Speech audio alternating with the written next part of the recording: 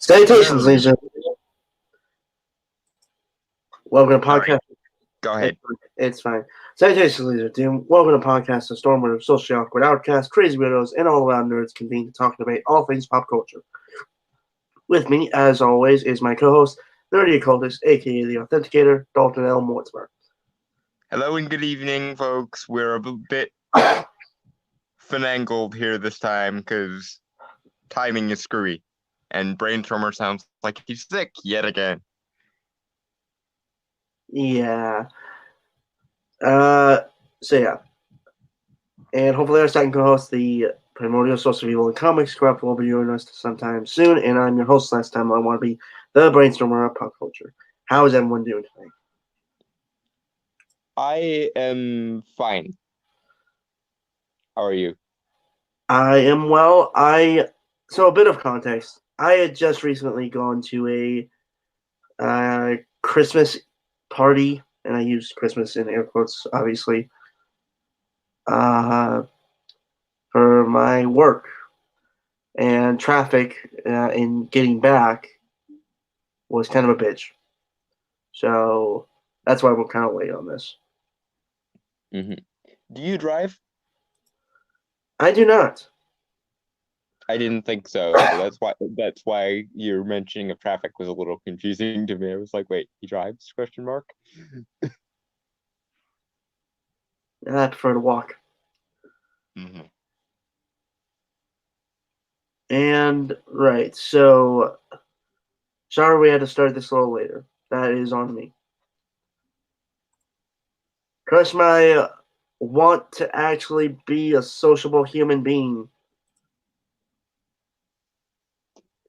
You've made a terrible mistake. Yes. One that 90% of other humans also makes, but it was a terrible mistake nonetheless. Right. And yes, as Dawn had pointed out earlier, I am still sick. It actually got worse for a time. Yeah, you sound worse. You sound like you're freaking dying. Well, it also could be because of blood loss. Okay, explain No, before I worry. cold weather, dry nose, blood. Ah. I thought Twice maybe in 2 someone days. had stabbed you or something. No. Yeah, so I'm a little lightheaded, I'm a little tired, and I'm a little sick.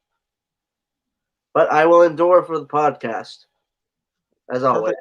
Perfect recipe for us being extra pissed off, which I suppose people like. So yeah. Right. So yeah, first thing we're gonna cover is a trailer Dolan sent me. Of something that's actually good and will make us happy. Before we dive into the stupid. Yes.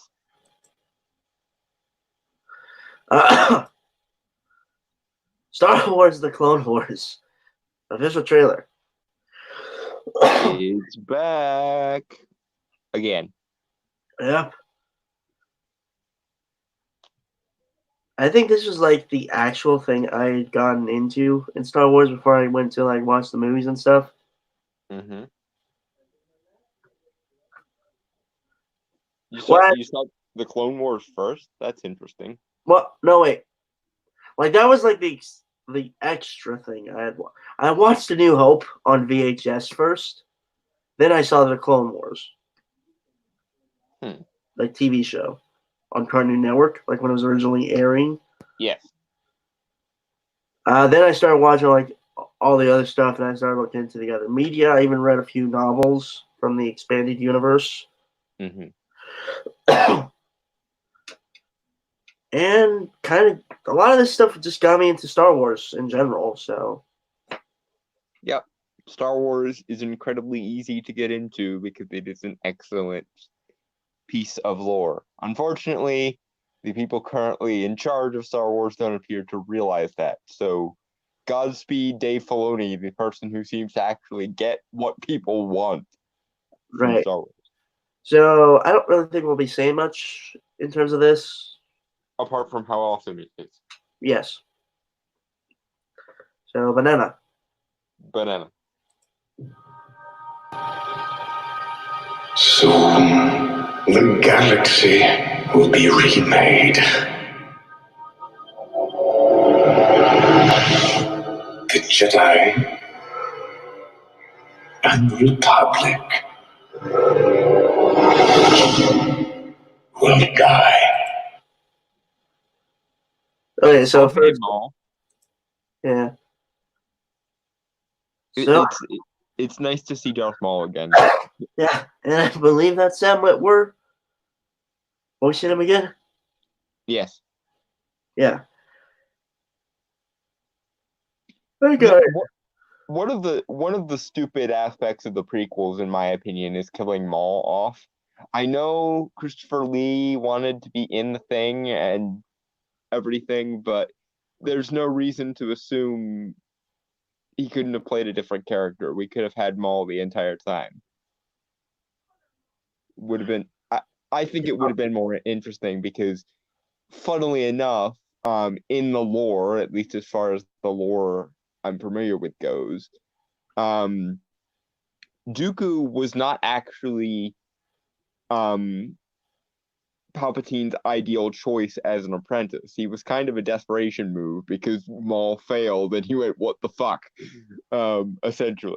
So it would be kind of interesting to see what the Clone Wars would have been like had Maul stuck around, because he was apparently so strong with the dark side of the Force that he had the yellow eyes of a Sith from infancy. Like the day he opened the day he was born, when he first opened his eyes, they were Sith yellow. Right. Well, he's from Dathomir, correct? Yes, although he's not a Dathomiri male. His species is from a different planet. Apparently, a small tribe of them emigrated to Dathomir. Oh. Although his biological mother is Mother Talzin, probably my favorite expanded universe character. Right. You know what? If you guys want to check out some like really good like rewrites of the prequels that involve Maul more, check out Bandit Incorporated videos on that. Mm-hmm. I mean, they're like 2 or so hours long, but they're really good. Mm-hmm.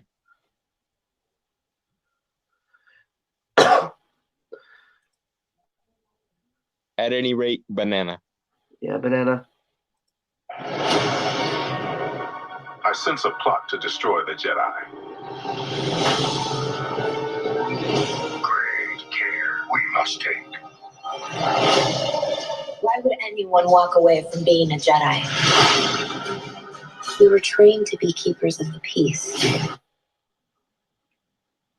It's funny because I almost could swear that I sense a plot to destroy the Jedi scene is straight out of Revenge of the Sith. So if season 7 of Clone Wars is like going to straight up expand the events of episode 3, I am so here for it. I could cry. Right. I like how they're like all the characters have like the Jedi robes now. Mm-hmm. instead of like the armor and stuff. Yeah. Obviously, because it's with accordance to episode 3, Mm-hmm. but it also shows like a progression of time, and like the Jedi are kind of not being warriors anymore, but actually trying to be peacekeepers. Which is supposed to have been what they were all along, but unfortunately the Republic came first, and that was the main criticism that both Dooku and Qui-Gon had of them that led to Qui-Gon's death and Dooku's fall to the dark side. Basically, we're supposed to be servants of the Force, not the Republic. Why are we getting so fucking involved in politics? Essentially, basically everything we wish to ask to the people currently in charge of Star Wars, ironically enough. Yeah. Politics kills Star Wars both in universe and out of universe. Yep. Lol. Also, if you guys couldn't tell, the two characters right over here in the, I believe, right upper corner Mm-hmm. are Caleb Dune and his master. Caleb Dune is the character of Kanan Jarrus from Star Wars Rebels. Mm-hmm. So, Easter egg there. Yeah. And I'm glad especially that they're giving Maul his last hurrah, given that he does, die in Rebels. Yeah. I think this was actually like the main story of the Ahsoka novel that came out, like the Siege of Mandalore. Maybe, because Maul does have, that whole I tried to take over Mandalore before my master showed up and put me in my place thing. I remember in the comics, I remember like reading some stuff about the comics and like watching a comic stub of it. But apparently he had escaped, and like those that were still loyal to him, like Mandalorians, and like a whole armada he had formed, retook Mandalore, I believe. It'll be interesting to see if that comes back to bite him in the ass in this, if they do end up addressing it. Still one of my all-time favorite Darth Sidious moments is him coming in there and being like, "You have become a rival," because that was just the most menacing thing ever. It's just, oh shit, he violated the rule of 2. This has gotten real now. Fuck. Right. And we also get the return of a fan favorite character. Well, I can't really say return because she was in Rebels, but Ahsoka's back. yay.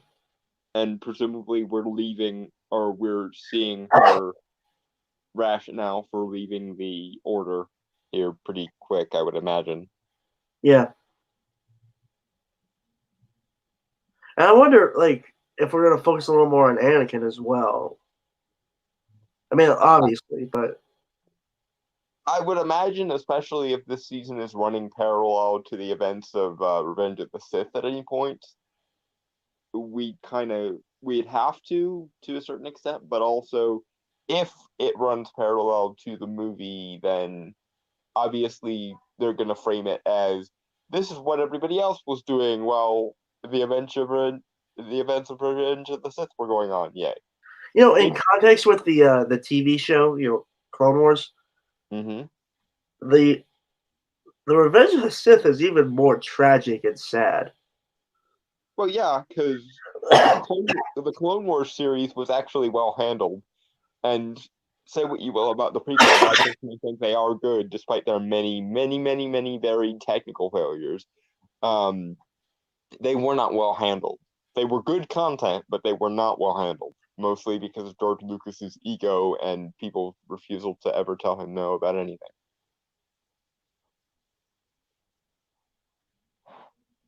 Yeah.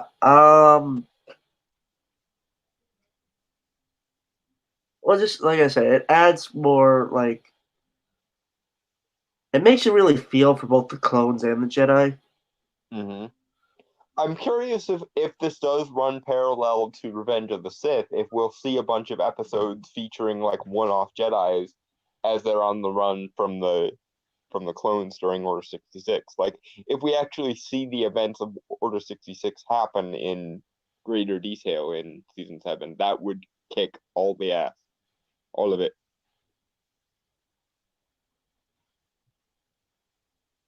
Yeah. Okay. Well,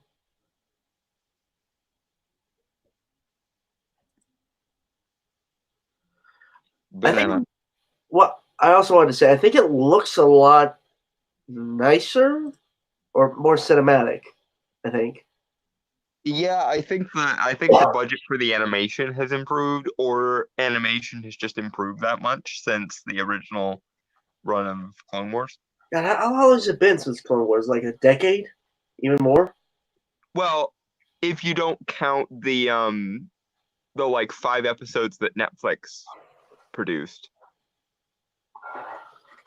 That was 2012.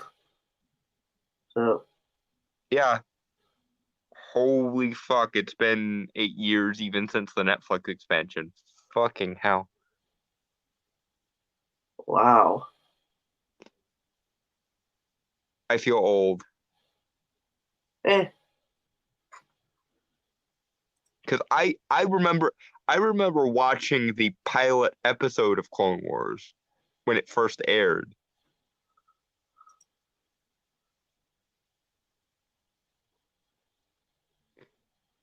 That does not seem right. It does not seem that long ago. Yeah. And of course, I also remember watching the Night Sister trilogy when it aired, which, for obvious reasons, is my favorite set of episodes. Honestly, an episode where it focuses on the clones are the ones I like. So you must have really liked the pilot where Yoda's basically giving the clones life advice. Yeah, and I also like well, like the one on the moon. I can't remember what it was called. I know the episode you mean, but I can't remember the name of the fucking thing either. Yeah, but also one of my other favorite ones was the yeah. It was part of the Siege of Ryloth arc.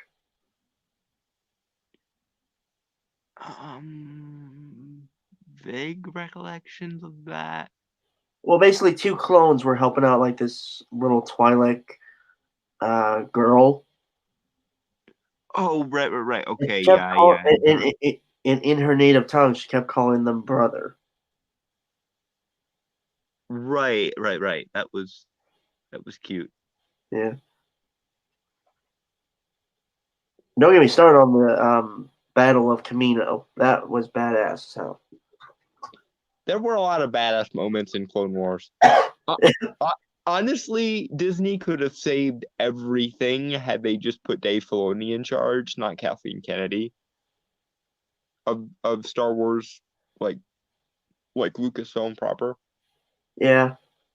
A version of the sequel trilogy headed by Dave Filoni would, without question, be better. He is basically at this point the Kevin Feige of Star Wars.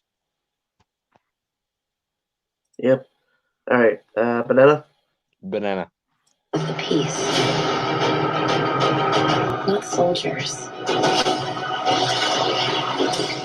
We clones have mixed feelings about the war. Without it, we wouldn't exist.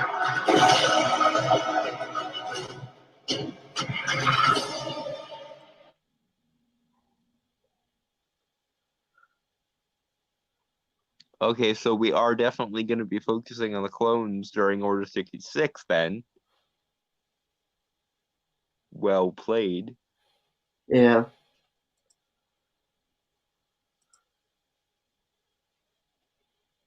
I think this might be like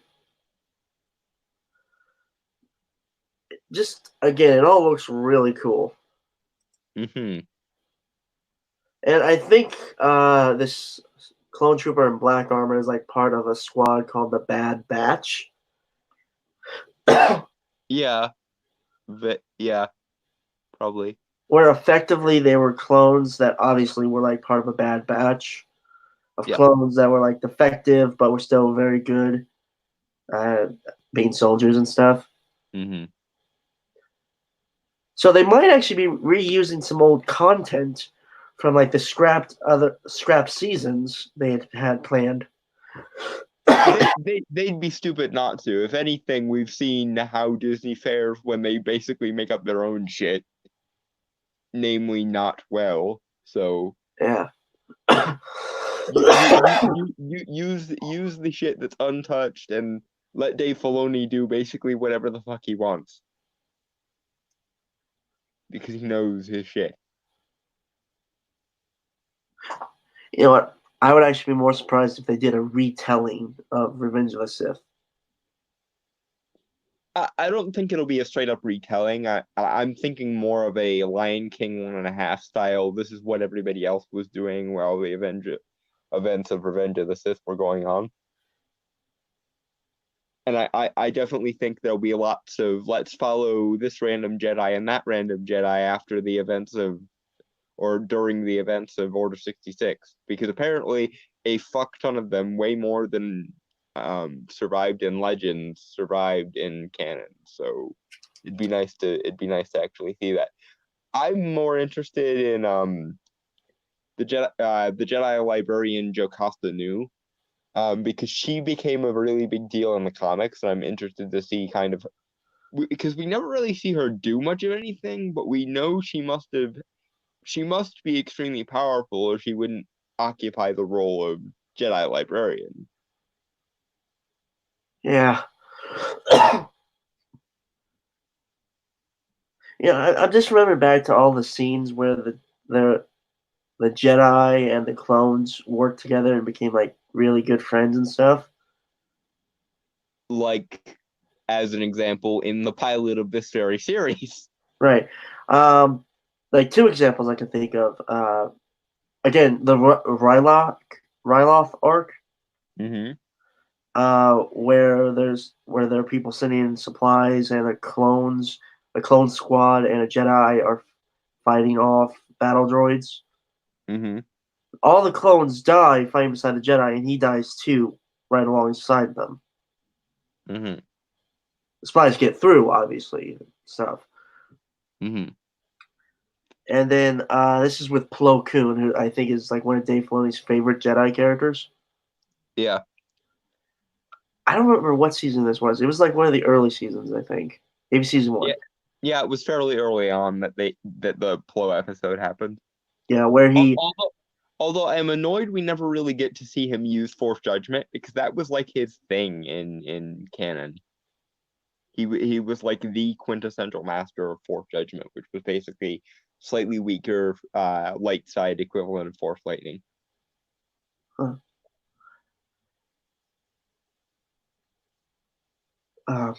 But yeah, where it's like him and the clones are trapped in like an escape pod with no power, Mm-hmm. and the clones say they're meant to be expendable, and he says, "Not to me." Yeah. It's sad because he gets killed. That came back to bite him in the ass. Yeah, it's sad because he gets blown up by his own pilot squad. Mm-hmm.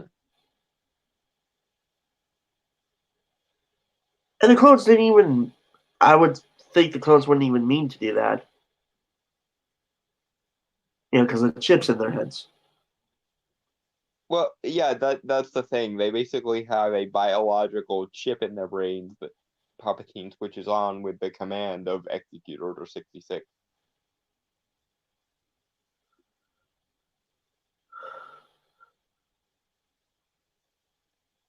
Although apparently, is it Commander Cody was able to fight it in Revenge of the Sith in regards to Obi-Wan, I think. I don't know. Anyway, banana. Let me get to the place.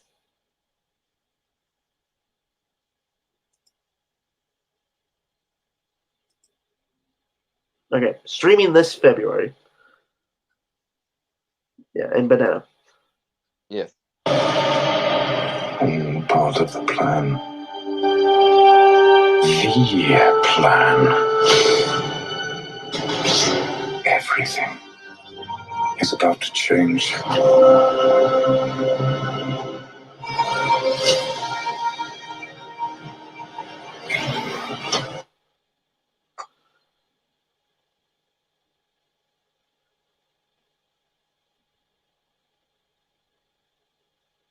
I'm hyped. Yep.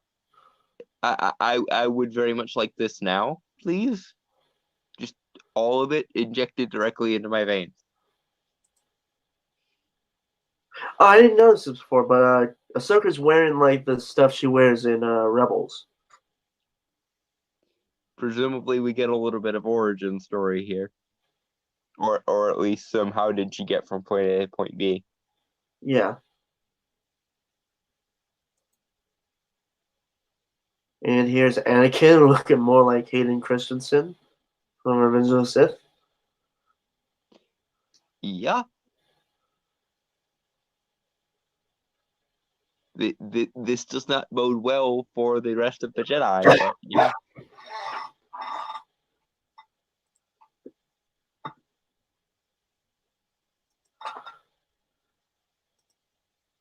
And these are separatists right here. Wonder if we'll get to see Viceroy Gunway a couple more times. I think that's Admiral Trench. Or did he die? I don't remember him dying, so it's probably him. Yeah. Oh, and like this is a really cool shot here too, with Rex and the 501st Legion with the Ahsoka painting, face paint on their helmets. Mm. Because it shows their loyalty, and again, it adds that tinge of sadness. To what we now know is going to happen in about 5 minutes.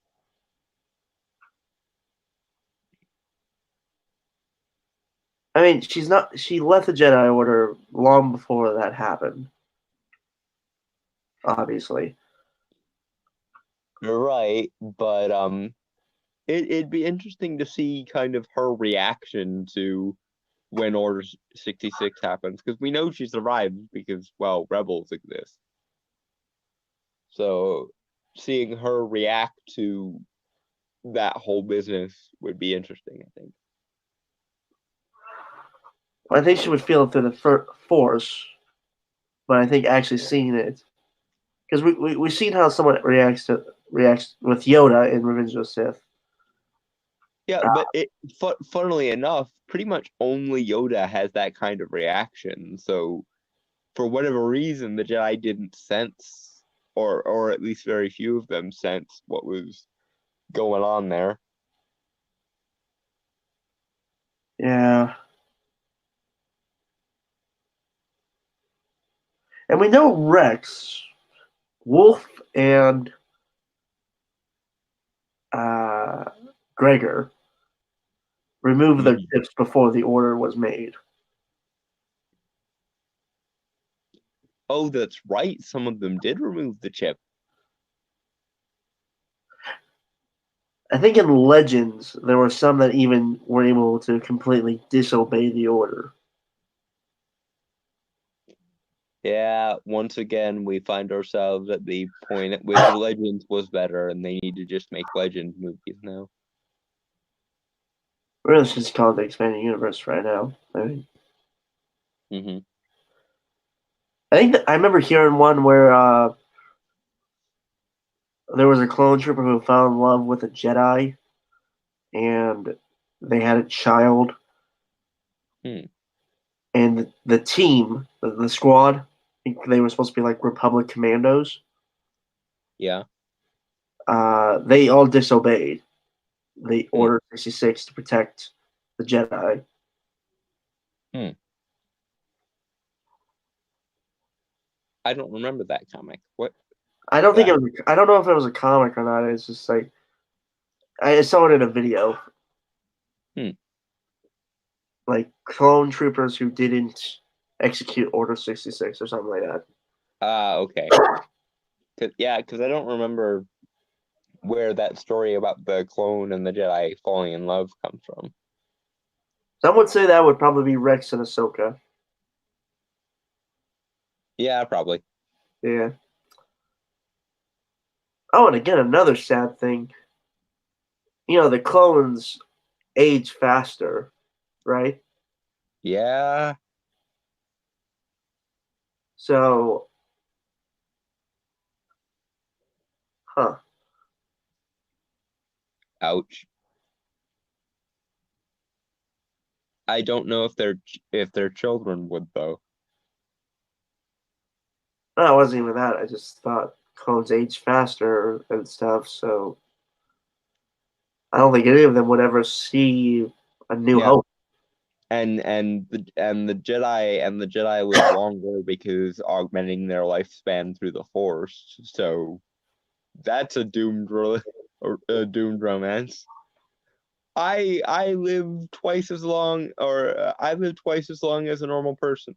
Well, I live only half as long as a normal person. This is not going to go well at all.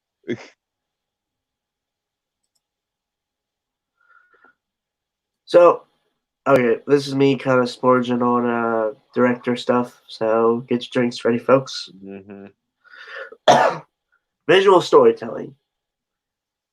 Like with how the clone troopers with the paint on their helmets and like Ahsoka's reaction, it's, I would say,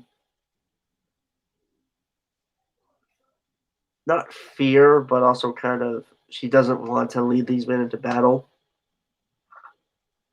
Trepidation, I think, is the best word. Definition for those who don't know. Trepidation is like conflicted bouts of emotion, or like severe dread.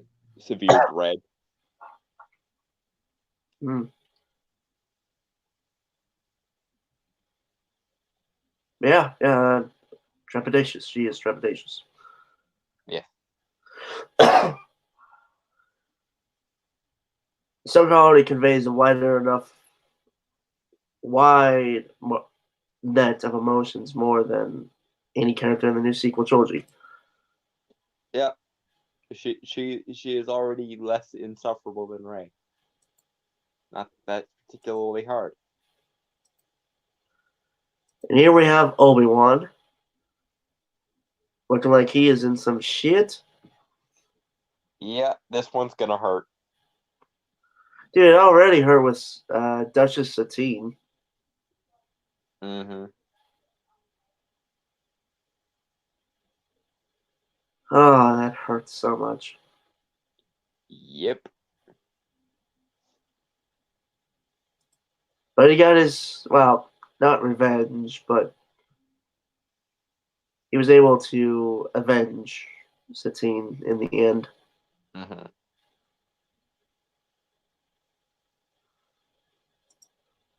Okay. And Mandalore again, I believe. Or is this in Coruscant? Because it looks underground. It might be Toidalia as well.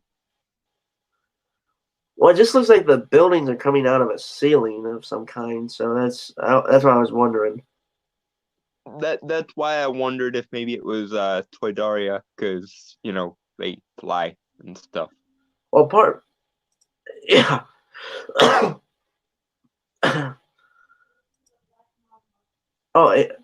There's one of Maul's Mandalorians here, a sniper rifle of some kind. Okay, so either they're on Mandalore or the Mandalorians are invading somewhere else. I'm curious to what extent the Mandalorians are included in this, because the Mandalorian show did so well. Yeah, but season 7 came out. Well, not that didn't come out, but Was being worked on around the time that The Mandalorian was. Well, yeah.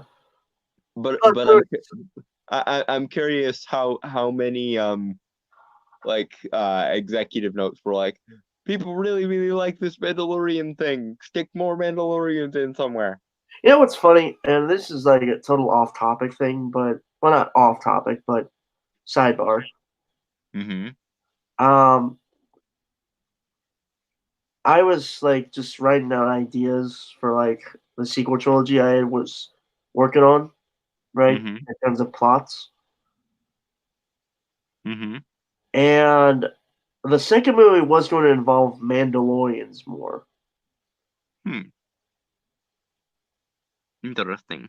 Yeah, and I thought since I watched a little bit of The Mandalorian via YouTube clips, Yep. I would have the main Mandalorian character in the sequel trilogy be part of the same clan that the main character of The Mandalorian made. Mm-hmm. Because I know Interesting. the characters. So Mm-hmm. it's interesting to think like, say I was put in charge of the Star Wars stuff, right? Yeah. And I did the Mandalorian show and I did the sequel movies, right? Mm-hmm. You hear the name of the clan with like the Mudhorn creature signet on like the Mandalorian character in the movies first. You see that. Mm-hmm. Then you see the Mandalorian, like the first Mandalorian, the Mando in the Mandalorian TV show, Mm-hmm. receive that signet, making that a new clan. You see the birth of that clan, and you see that clan in the movies 30 years later. Mm. You tie them together. Interesting.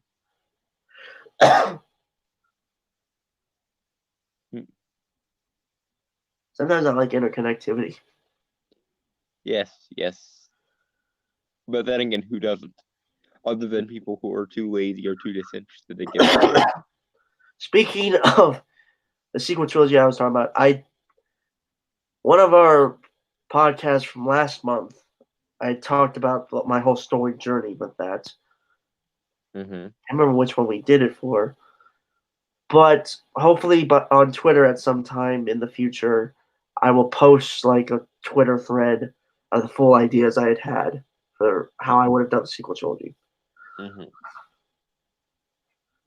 no way I'm making a video out of that because that would take too fucking long. Well, you could make a series of videos for it, I guess. That'd still take too long. Well, but it's not like it's not like you're super saddled with content, and it could be an interesting series to get your channel more traction.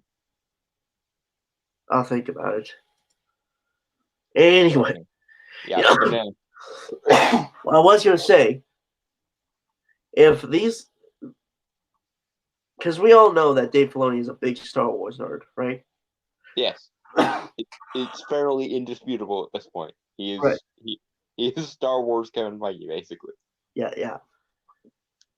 If George Lucas is the Stan Lee of Star Wars, then Dave Filoni is definitely the Kevin Feige of Star Wars.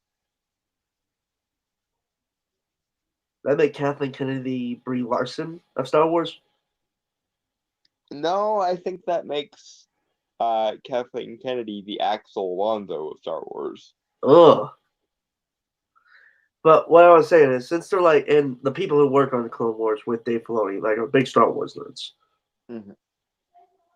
then I'm wondering if this takes place on Coruscant because of like the Republic stuff, right?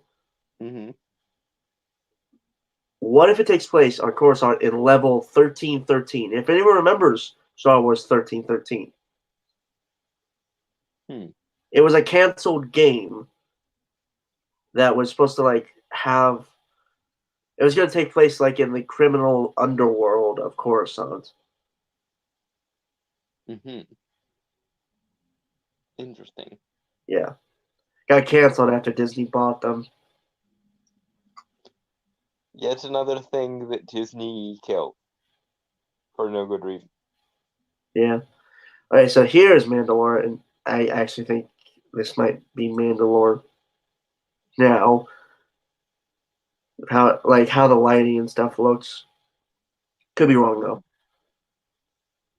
Either way, it looks like the Republic is fighting the Mandalorian, like Death Watch. Which implies Maul is involved, because of course he would be. Yeah. And it also would explain what Sidious meant with the "I have use for you" thing. But again, since we know Maul was in Rebels, it looked like he failed again. Uh-huh. Or somehow managed to survive Sidious's wrath, which is impressive. Yeah. Banana? Banana.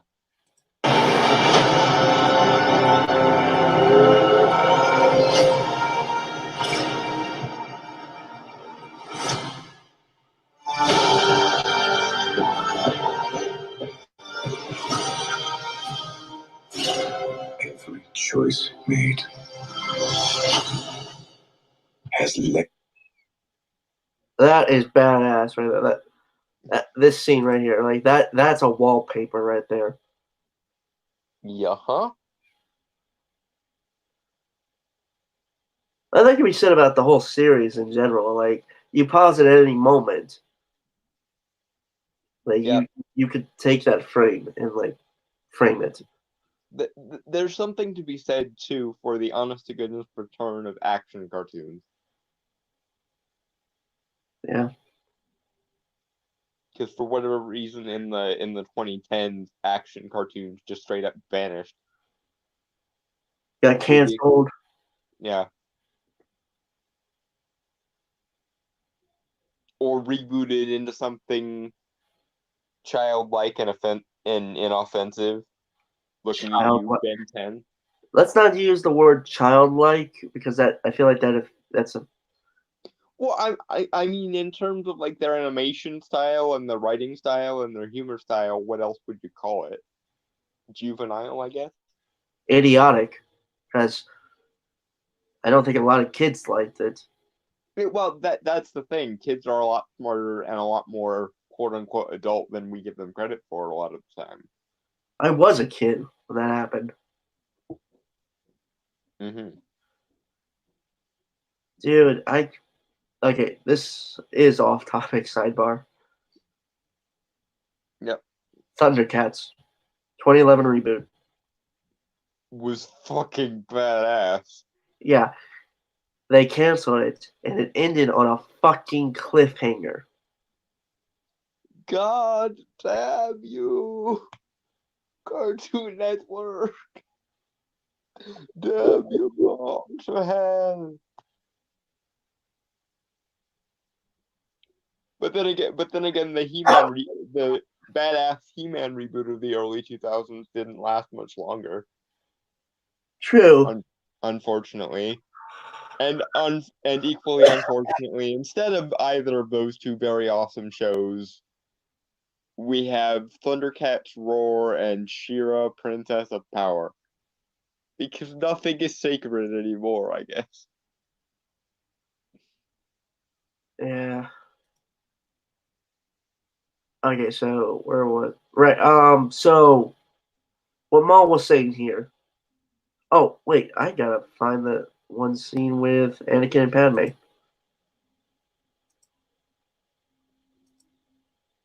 That was cute. Mm-hmm.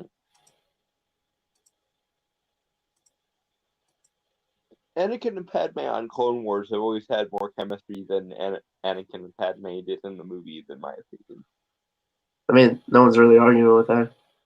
Yeah, George and his ego really got in the way of things.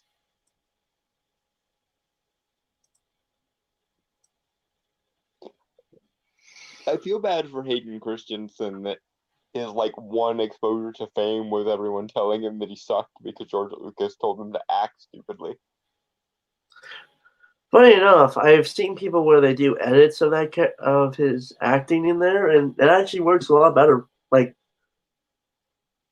if you do the editing where he doesn't say much, it's more through his physical actions. Works a lot Mhm. better as a character. Yeah, that doesn't surprise me. Most of the problem was nothing to do with Hayden Christensen being a bad actor. It was everything to do with George Lucas being self-indulgent and not knowing what the fuck he was doing, and no one being willing to tell him no. Anyway, Mhm. what Darth Maul was saying, like, hold on, Every choice has led to this. yeah. And again, I think they're taking stuff from the Ahsoka, the official Ahsoka novel that came out some years ago. I think And again, they'd kind of be stupid not to, it's supposed to be given given how crapping all over the novels worked the last time they did it.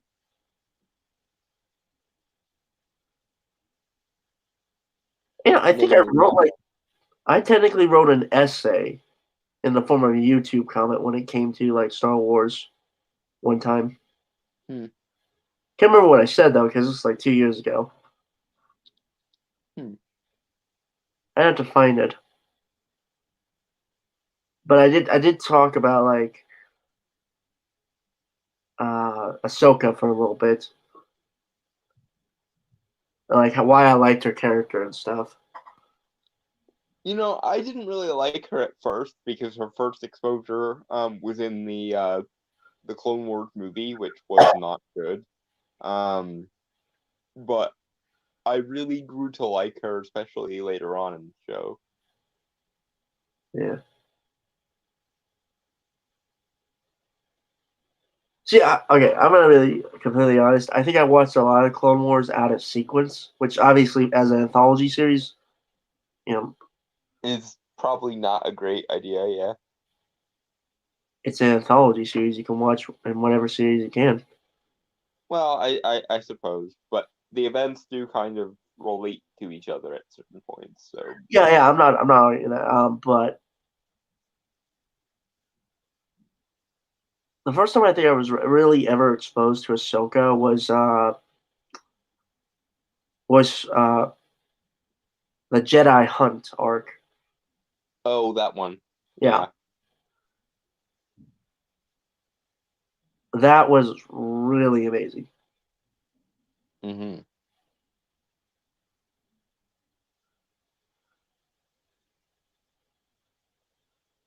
And just I started watching more and more, and obviously I really fell in love with her character. Mm-hmm. Speaking of Ahsoka, where is Ahsoka telling gaming tonight, I wonder?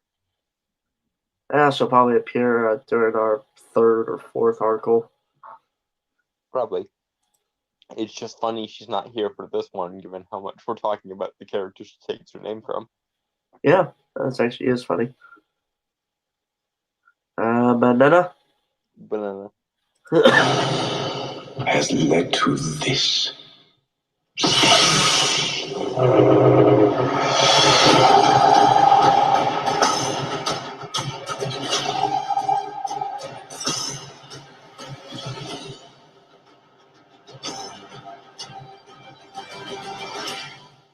Darth Maul being fucking badass, by the way.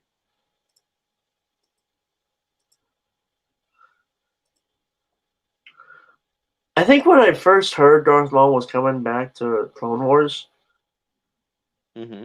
like like on TV and stuff. God, Mm-hmm. how old was I then? I could have been no more than 10 or 11. I lost my shit. Yeah, I think we all did. Because everyone was just like, holy shit, they're fixing the one thing they broke now. Yay. I don't really think it was that, but Because, well, even people who vehemently dislike Attack of the, or not Attack of the Clones, but Phantom Menace, say that Darth Maul was basically the only good thing in the movie. So, like, I think everyone was a little miffed that he showed up for 5 seconds in the movies and then was cut in half and never came back. So everyone has a weird soft spot for Darth Maul, which is funny given that he is an evil bastard. So, again, so evil apparently that he was born with yellow Sith eyes. But he's still a fan favorite character, and everyone lost their shit when he was coming back.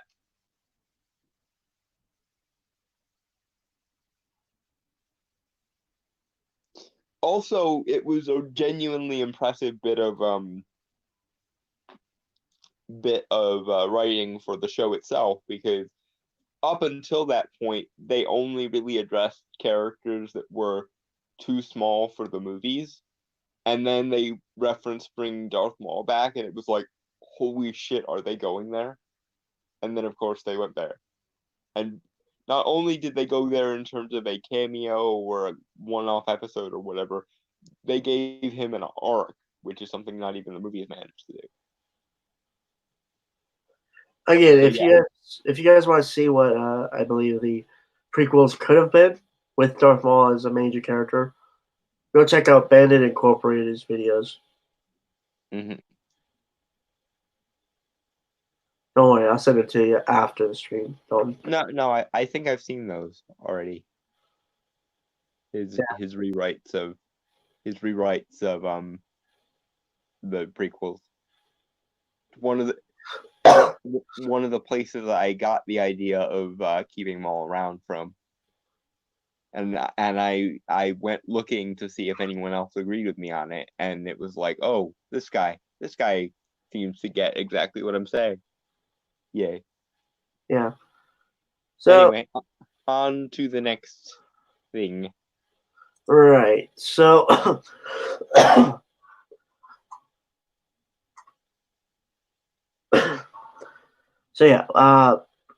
we started with something happy. And now we let ourselves down like a ton of bricks. Yeah. You know what the worst part about having a bloody nose is? Apart from constantly having to check and see if you're bleeding and blow your nose. It makes your nose itchy when it's dried. It does. It really does. You just want to like itch until like the scab part is off, and then when it is, you're bleeding again. God, I want to scratch it right now. Well, it is your show. You can scratch at your leisure. I'm not bleeding on stream. Well, no one can see you, so you can itch to your heart's content, and no one will see or care. Yeah, but blood loss might make me pass out. Either you bleed a hell of a lot more than I do when I have a nosebleed, or I have a fear of blood. Okay. okay, that would explain that. Which is funny to me, given your approach to beat things that piss you off with a bat. Having a fear of blood is kind of ironic. Yeah, it's funny. Mostly I just think my fist, never really my bat. Usually when I picture you, you're beating something to death with a bat. Shame on you, sir. I prefer mono a mono. Anyway. Well, I know how much you like Casey Jones, and I also know how protective you were of your bat the one time I suggested someone should fuck themselves with it. So that would explain why I picture you using a bat a lot. Well, one thing, it's disgusting, and I wouldn't want to hold a bat that someone fucked themselves with. To be fair, the end that they probably would fuck themselves with is not the end you would be holding, but never mind. This took a weird turn. Anyway, this is from cheatsheet.com. Don't send me this. Captain Marvel, Brie Larson has some shocking demands to return for Avengers 5 by Perry Carpenter, published January 23rd, 2020.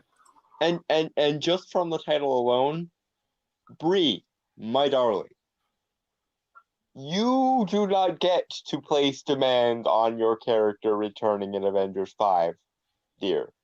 For one thing, the Avengers trumps Captain Marvel. I know you don't like hearing it, but in terms of the clout and importance of the franchise, Avengers trumps Captain Marvel. Soundly and truly.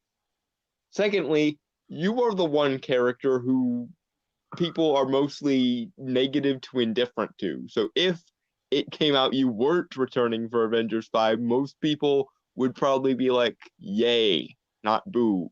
So you don't have any chips in the game to bargain with here. You don't have any high cards in your hand here. The cards are in everyone else's hand but you.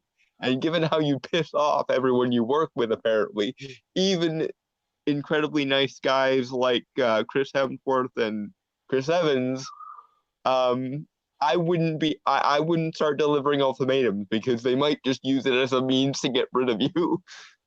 And no one would be any the wiser, to be honest.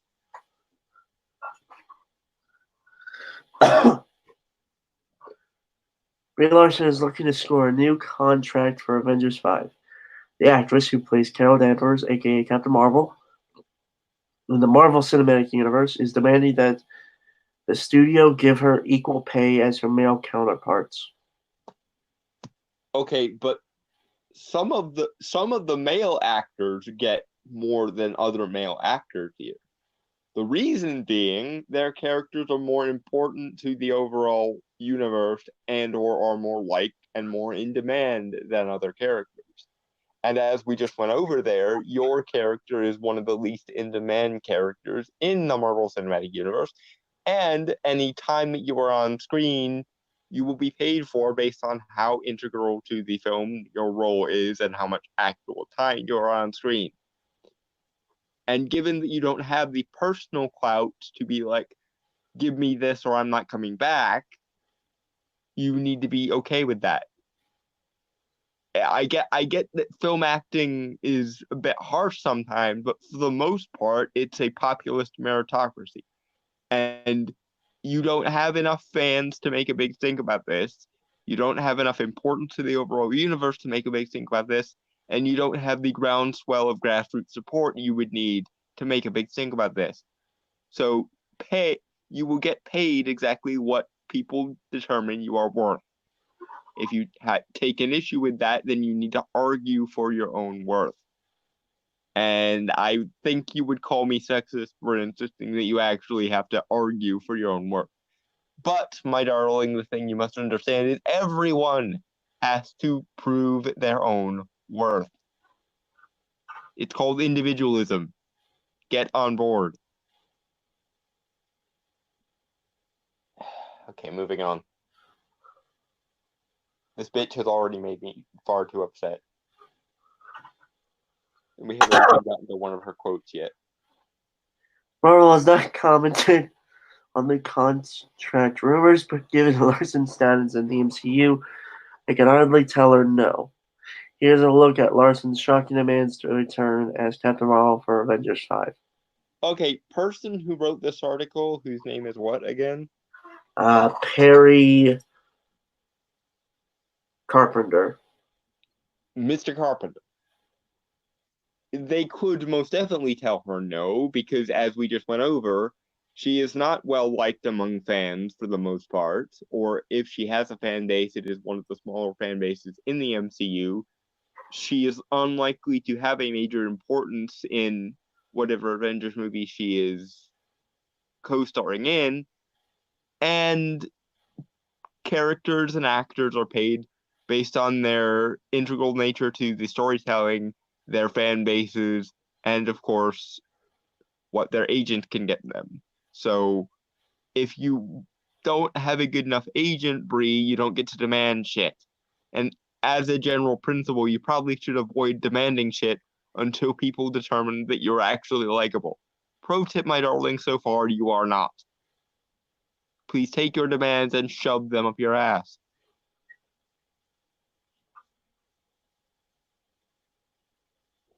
Okay, moving on right along here.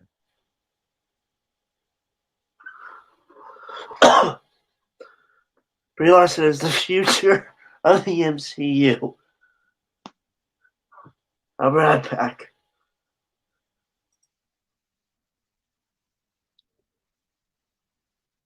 I would very strongly disagree here.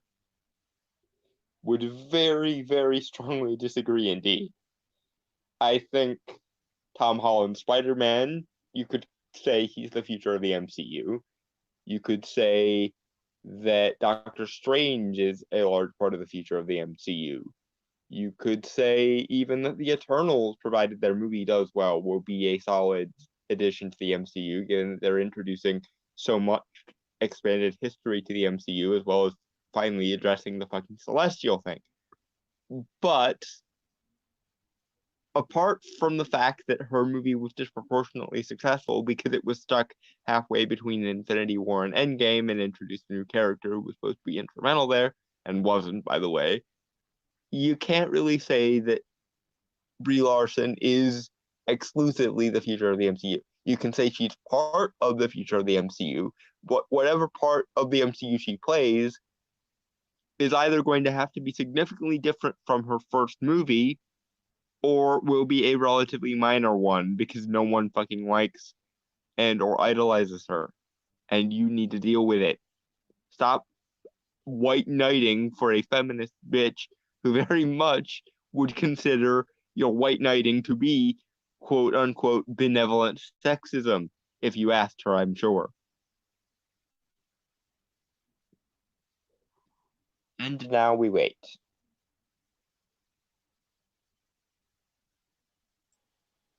I'm back. Huzzah. Alright. Marvel is entering a new chapter in the MCU following the events in Avengers Endgame. The universe-altering crossover was the end of the line for some of the studio's key players, including Iron Man, Robert Downey Jr., Captain America, Chris Evans, Hulk, Mark Ruffalo, and Black Widow, Scarlett Johansson. Yeah, that was kind of the point. And more to the point, you can't really say that for ScarJo because, you know, she does have that whole movie coming out pretty soon. And in a world that makes sense, the Black Widow movie will make infinitely more than Captain Marvel. In a world that made sense. The only thing that would, honest to goodness, only thing that would stop a Black Widow movie from making more money than a Captain Marvel movie is it's after Endgame, and for whatever reason, a bunch of people are wanting to jump ship, even though we've only gotten one major storyline done. Because some people are a bunch of wet flakes.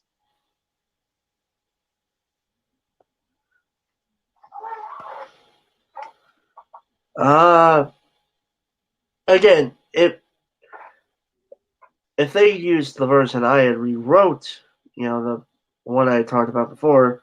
Yeah. And that's not him tooting his own horn, by the way. It's genuinely better than anything that you all came up with for Carol to do. And probably honestly would piss Brie Larson off if she had to play that character. That's the thing.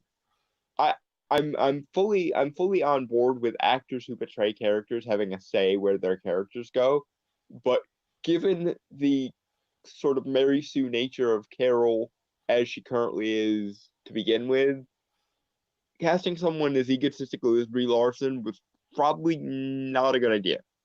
Just saying.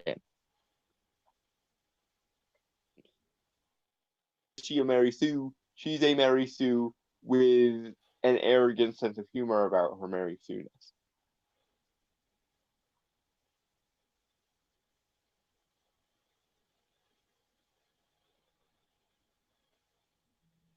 Bless you. Thank you.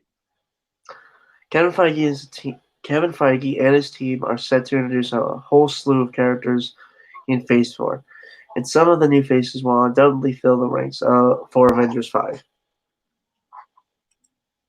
Yes, so how exactly are you getting off saying that Captain Marvel or Carol Danvers is so important as to be referred to as the future of the MCU. Like Eternal, Shang-Chi, even Natalie Portman as Jane Foster, who is a character I don't like in the MCU, and Natalie Portman's ego is almost comparable to Brie Larson's one. But all of these characters are more likely to feature as the future of the MCU if we're being entirely honest here, especially because Captain Marvel sequel doesn't come out until 2023 at least. Or 2022, depending on when they stick it.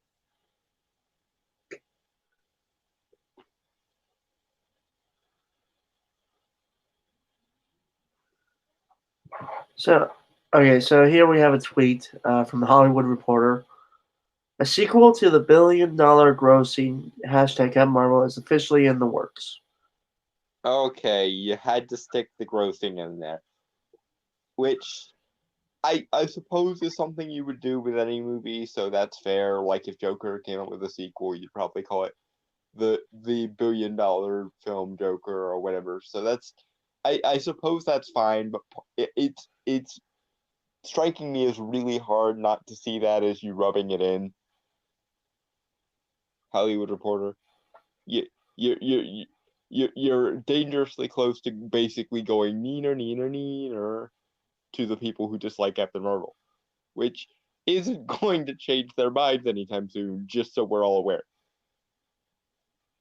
Rubbing it in the face of people who didn't like a thing they didn't like did really, really well, probably not going to win you any favor.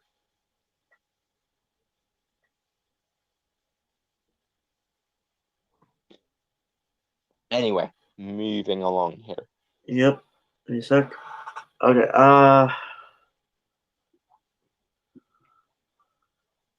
there we go. Okay. Moving forward, one of Marvel's most successful franchises is Captain Marvel, which made over $1 billion at the box office. The studio is already moving forward with a sequel, which should be out in time for Phase 5. So far, she's only had one movie. You can't really call it a successful franchise yet until one of her sequels manages to do well, which I find to be extremely unlikely given that it no longer has the between two of the biggest movies ever made bump to fall back on.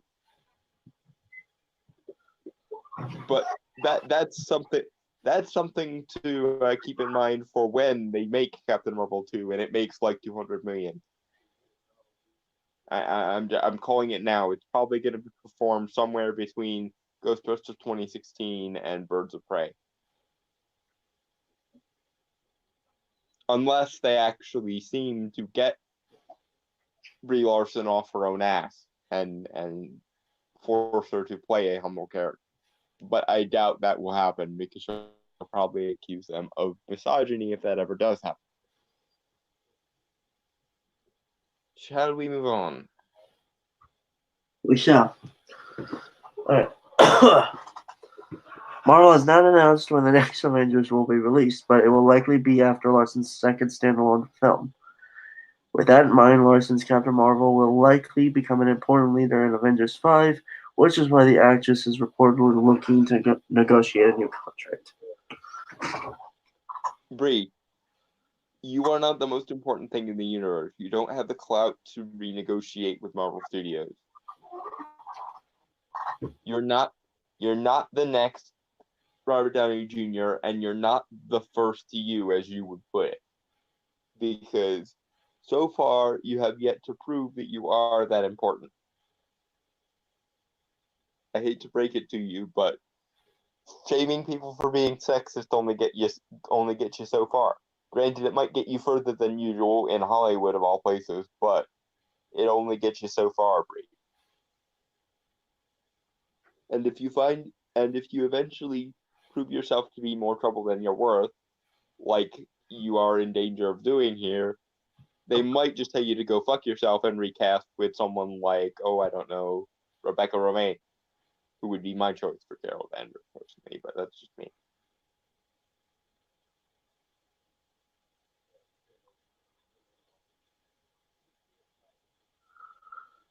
Evans, Johansson, Ruffalo, and Renner made around $15 million apiece for starring in Endgame. This was a huge increase from what Downey Jr. made for 2008's Iron Man, which was a measly $500,000. Holy shit! Yes, because everyone as of Iron Man were taking a huge risk that no one was sure was going to pay off, so they didn't want to break the bank on what was a very untested gamble at the time. If you want the big payoffs, Bree, you're going to have to take the big risks and not whine when some of those big risks inevitably go bust. You can't accuse finances of being sexist, Bree. Or rather, most sane human beings can't. I'm sure you very much could find a way to accuse finances themselves of being sexist, because you are that much of a bitch. But it's not a healthy way of functioning. Do you see my point, Ms. Larson?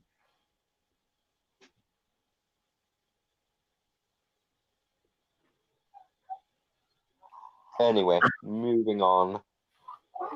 Yeah.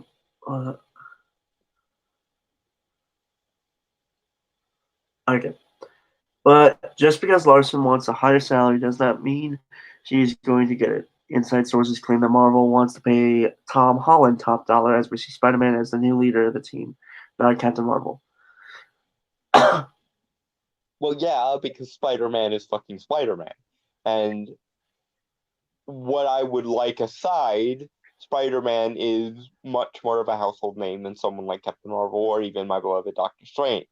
Again, we can have a honest to goodness argument about whether that disproportionate reputation is deserved, but for now at least, Captain Marvel is an untested quantity, whereas Spider-Man has been a household name for 70 years now almost.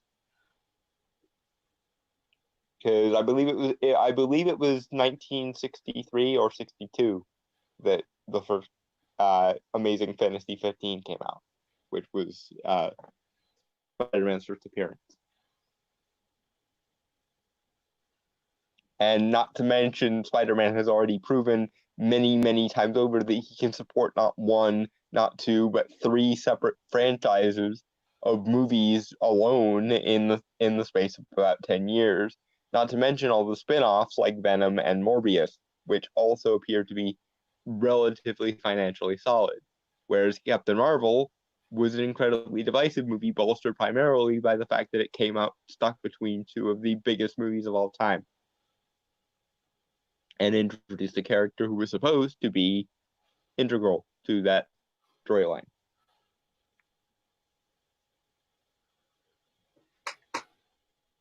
Moving on. Yeah. 1 second. Okay. That could change in the coming years, and it is possible that Larson and Holland get on equal footing by the time the next Avengers rolls around. Okay, for the record, I don't really see Tom Holland's Spider-Man as a leader. Granted, that's just my own. Like I've said, I've stated my issues with Tom Holland's Spider-Man before. Not him as an actor, but more of the character's writing. Yeah. That being said, it is not completely out of left field to make Spider-Man the leader of the MCU up until this point, or after this point, because Spider-Man is, for lack of, for better or worse, this is our version of Spider-Man now.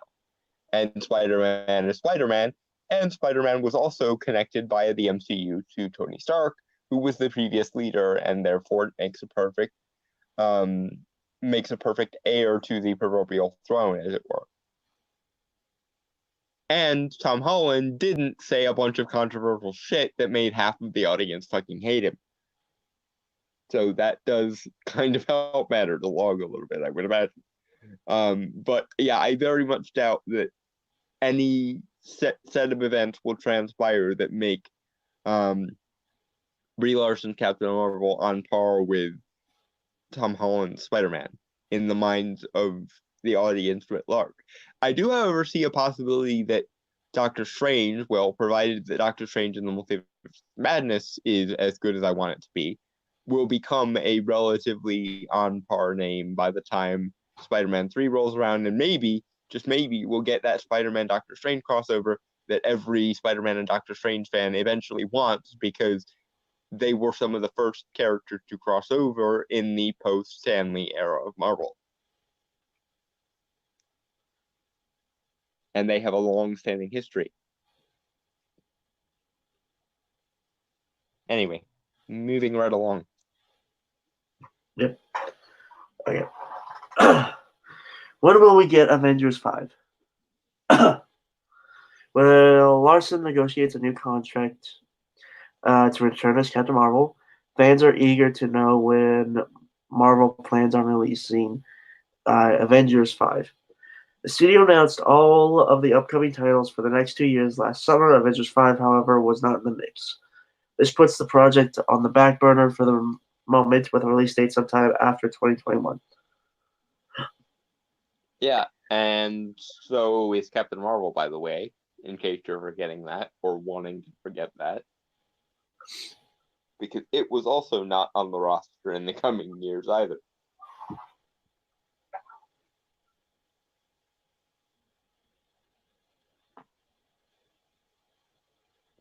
Anyway, continuing. Right. Goddamn. All right. Although Marvel has other time. I need to get a drink. Anyway, although Marvel has other projects in the pipeline, Feige recently teased that a whole new group of superheroes will make up the next chapter in the Avengers franchise. It will be a very different team than we've seen before, with some people you've already met and some people you haven't met yet. Feige shared. Oh my god, I am sorry, Ahsoka Tano Gaming.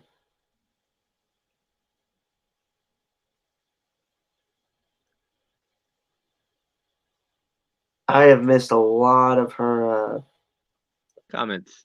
Yeah. I just looked at them too. Ironically, we were just talking about the Clone Wars trailer before, right before this, Ahsoka, and we both kind of mused about when you would show up because we were talking about the character you're named after there. Yes. Unfortunately, you showed up in the midst of us deflating Brie Larson's ego because she's stupid enough to ask essentially for a raise from Marvel at this point, and she's threatening to not come back as though that's a thing that a large part of the fandom wouldn't want. I think if she did say she wasn't coming back, a bunch of us would just be going, no, no, no, no, no, no, no, no, hey, goodbye. Yeah, so hello, Ahsoka Tano Gaming. I'm sorry I missed your comments. I was on the article itself. She says they are going to dumb Brie. They are going to dumb Brie if she asks for anything more. Brie Larson. They should. I don't know. I don't know how far the accusation of sexism will get her in Hollywood, but Brie Larson. hopefully not as far as I fear it is. Brie Larson starred in a movie that was racist against Asians. Was it? I might need some clarification on that one. Yeah, and please proof. please provide. I don't know what movie you're referring to. Ahsoka. She's been in the big screen since the mid-90s. So, yeah, if you could provide some context and proof for us, we'll appreciate it. But until then, we'll continue. I think that he's been on the big screen since the mid-90s. Comment might be referring to Spidey. Oh. Although I think the first Tobey Maguire movie was in 2000. So Well, actually, no. It came out after 2001, 2002. Right, because the trailer or one of the trailers had Spidey webbing up a helicopter in between the World Trade Center, and everyone lost their fucking minds over it because, well, 9/11 had just been a thing. Why would people lose their minds over that? On the fact that, never mind. That's a kind of words I don't want to open right now. The country was still grieving, and it was like, how dare you make light of the World Trade Center after 9/11? But the country went insane for a good solid 10 years because we lost 2 buildings in New York. And not trivializing that or anything, but we did go a little bit far in terms of the insanity for a good decade there. Right. Okay. Wait. Okay. The good news is that Marvel is eventually going to release another Avengers movie after Avengers Grade grossed over $2 billion at the box office. The studio would be insane not to. No shit. Mm-hmm. Oh, God. Okay. Who will make up the next Avengers? The big question, of course, is which superheroes will be featured in Avengers 5 alongside Captain Marvel. There are a few likely candidates, most of whom will be making their MCU debut over the next 2 years. I assume Black Panther, Spider-Man, Captain Marvel, Scarlet Witch, Doctor Strange. I honestly don't know if Scarlet Witch and Doctor Strange will be in there. Because unless the threat in question affects like the structure of reality, he's probably just gonna be like, I'm out, this isn't my job, peace. Kind of like the Ancient One was during the Battle of New York. It's like, oh, this is alien, it's not anything extra dimensional or spiritual, so I'm out, peace.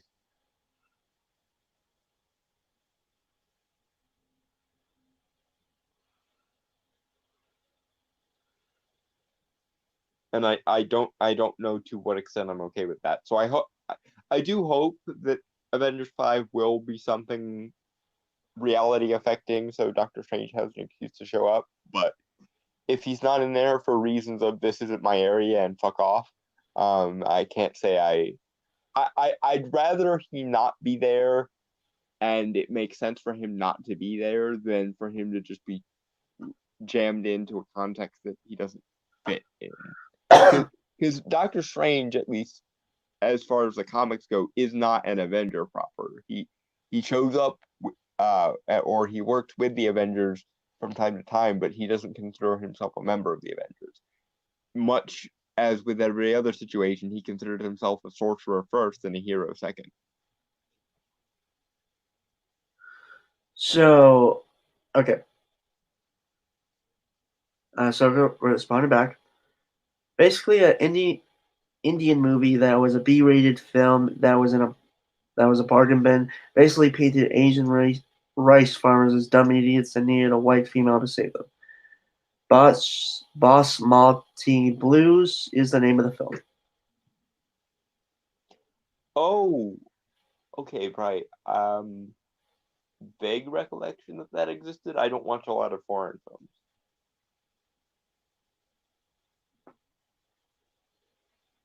Anyway, moving on. Mm-hmm. First hero on the list is Shang-Chi, who will be appearing. Take your time, drummer. Don't die on me. I'm fine. I'm good. Who will be appearing for the first time in Shang-Chi and the Legend of the Ten Rings in 2021. Shang-Chi has been a member of the Avengers in the comics, so it makes sense that Marvel might include him in the next crossover. Yeah, that's fair. He's a little bit small scale for the Avengers, but then again, so are Black Widow and Hawkeye. So, yeah. Right.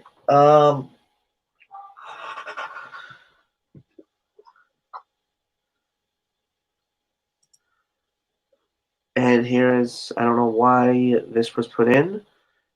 the image of Brie Larson holding Thor's hammer. Please no. Please no. We're already getting Lady Thor. Do we really need to degrade the legacy that much further? God, and the tagline really pisses me off with this Insta post. Not to be whatever, but told you I could lift it.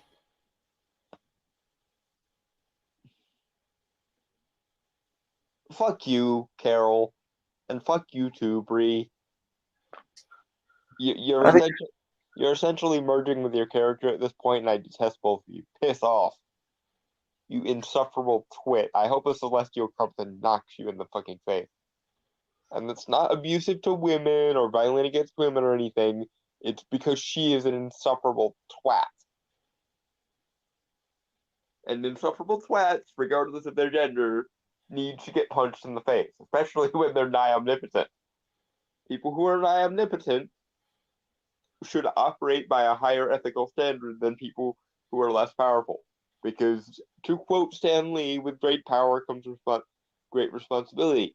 And apparently, according to Kevin Feige, as of Captain Marvel's release, she is one of the most powerful characters to ever live in the MCU. So she should operate by a higher ethical standard. And being not an insufferable twit is the basic gist of operating by a reasonable ethical standard. If you're going to be nigh omnipotent, then don't be a cunt about it. Moving on. Other characters who have appeared on the team include Blade and Kate Bishop's Hawkeye. Thor, Chris Hemsworth, is also still a part of the MCU, as is Doctor Strange. The fact that they have to clarify Thor is Chris Hemsworth pisses me off because, Thor is not a title. It's a name. Yeah, that whole, and I also hate that, like, the most solidly established of characters basically get bottom billing in this list. Like, oh, and also Thor and Doctor Strange. Like, bitch, do not trivialize the God of Thunder and the Sorcerer Supreme. You dipshit. Right. If they're gonna make, why not have them have a name, a really cool name that refers to Thor? The Thunderer is one that was always used by, like, Kirby. I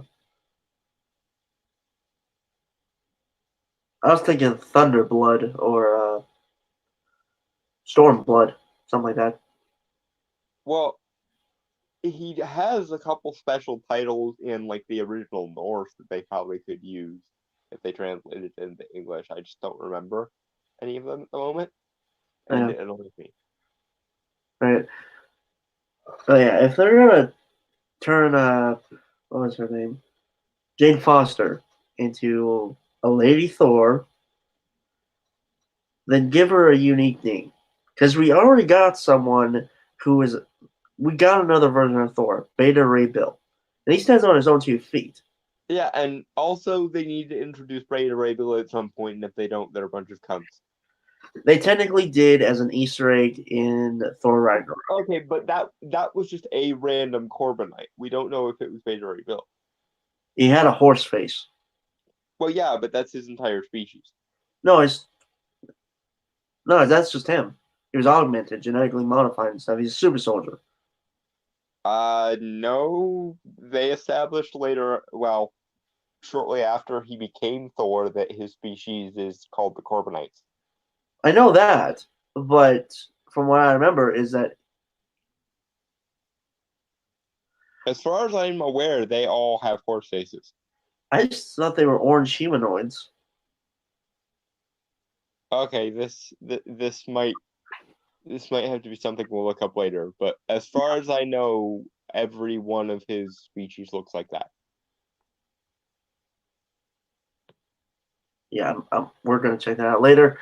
Anyway, as far as the Eternals are concerned, they usually are not a part of Earth's Mightiest Heroes. They do, however, help them from time to time it could certainly appear in Avengers 5, much like the heroes from Guardians of the Galaxy did in Endgame. Captain Marvel. Especially if the villains for Avengers 5 are a horde of Celestials like I want them to be. So Summertime Gaming says, I'm thinking Thunder God or Storm Lotus. Storm Lotus is pretty good. Okay, I need to look up the old Norse names for Thor at some point in the near future, so Yeah. we can use some mythology accurate names for Thor. His race has horse faces, horse heads, and a human body. It's still humanoid in shape. Yeah, Okay. so basically every member of his species looks like that. So it was just, as far as we know, it was just a random Corbinite. It wasn't Beta Ray Bill. Yeah, I might just be thinking of like how they designed them in Avengers Earth Mightiest Heroes cartoon. Oh, did they fuck it up? They might have fucked it up. That's a shame. Still a good episode though. Yeah, but I don't remember that episode, so they might have fucked it up. But I'd have to go back looking. Beta Ray Bill. I think that's what it's called. It's like Avengers Earth Mightiest Heroes season 2.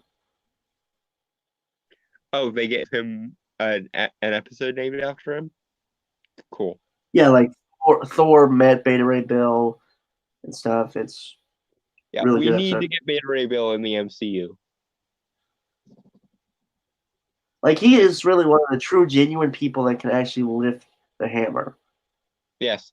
So much so that Odin made him his own hammer because he was like, "You are definitely worthy of this, but we need this back. So here's your own." Yay. He's an honorable warrior who won't kill Thor in a weakened state because it's not honorable. And somewhere Zuko is sensing a disturbance in the honor force.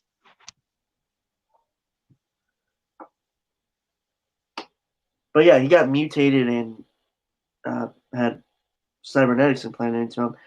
So he's technically an outcast to his people because he. Yeah, he's sort of the Corbinite equivalent of Captain America almost. Yeah, but worse, I think. Because at least Captain America still looks human. A physically perfect human. Well, human humanoid anyway. But yeah, he would be an outcast to his people.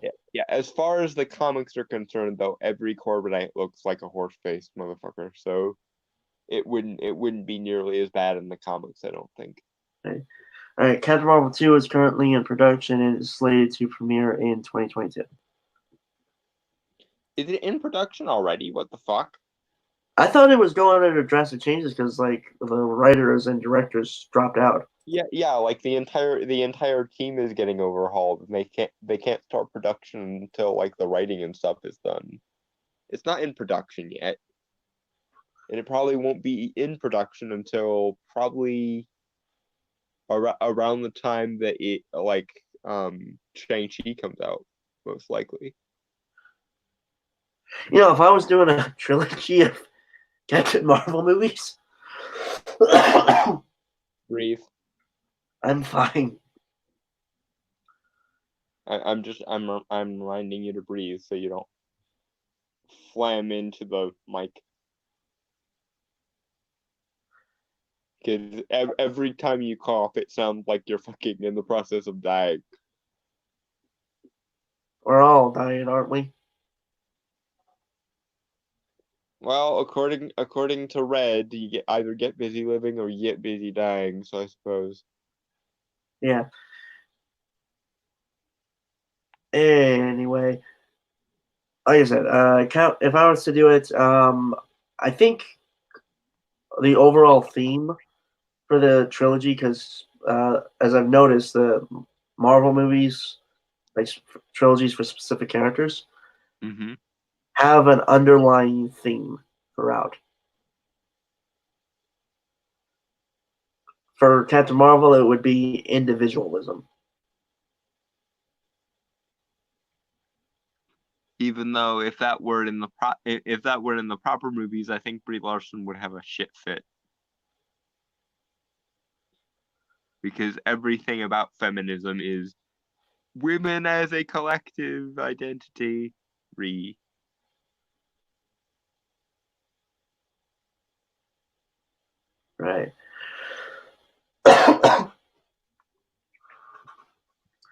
But yeah, first one would be learning and establishing individuality. Second Mhm. movie would be realizing that there are negatives to individuality. And third, unity through individualism. Yay. Mm-hmm. Okay, so before we move on to our next article, Sometime Gaming, I want the Avengers 5 villains to be evil alternate reality of the Avengers team. So essentially the crime syndicate, but Avengers. Well, the Dark Avengers, that it's already a thing in the comics. Although personally, I don't want any alternate timelines or parallel universes. I'm already bored of that shit, and if they waste a Doctor Strange movie establishing it, I'm gonna be annoyed. I'd actually thought about doing something similar to a crime syndicate with my superhero stories, Mm-hmm. but I could never really figure out how to explain the multiverse, like truly explain it, or how people could go to one dimension to another. So I just kind of scrapped that idea. Well, the best option would be to study physics, because there are a lot of good books on physics that kind of go into that sort of thing, including The Physics of Superheroes, which is an awesome read if anyone hasn't read it, by the way. Right. Am I the only one who wants an Obi-Wan series on Disney Plus and would pay for the series? Yes and no. I want an Obi-Wan series, but only if Dave Filoni is in charge of it. There was one, but I think it got like shut down or canceled. Like in development with Eamon McGregor. The world is cruel. The world is very, very cruel And we indeed. still got the Mandalorian, and we're getting the Clone Wars back. Yes. Okay. And I just remembered that I lost my copy of The Physics of Superheroes. I need to get it back at some point, or get another copy. That book's awesome.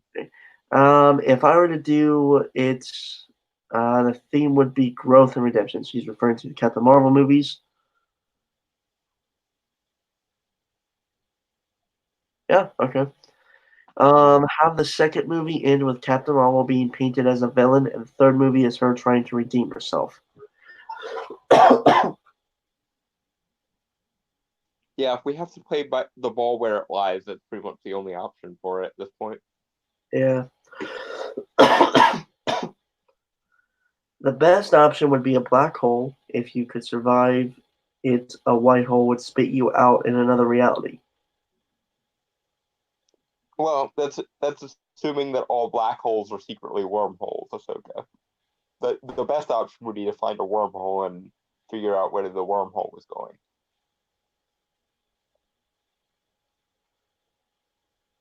Right. I am not about to get into a physics debate when I don't know anything about physics. I will recommend you some books on the subject, because believe it or not, before I got into magic, I was heavily You were into physics. Yes. We've heard the story, buddy, many times. Mm-hmm. Not to be a dick or anything, obviously, but No. But I forgot exactly where when I told the story, so I didn't know if we discussed right. it. Okay. But anyway, moving on. So this was what I was like looking up, and something I had heard about that got me interested. One, because I'm like a fan of concept art. Mm-hmm. So this is from Bound into Comics. This is by John F. Trent, published January 23rd, 2020. 20 pieces of alleged concept art or Star Wars Duel of Fates leaks online. So if you didn't know, there was a script written by the original Episode 9 director. I can't, what's his name? Should be here. John Favreau. No.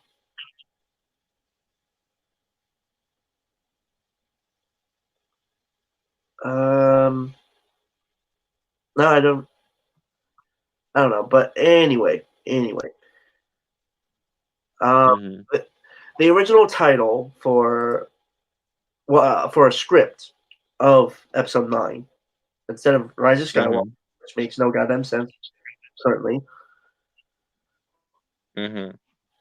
it was called Duel of Fates, Which is a much better title.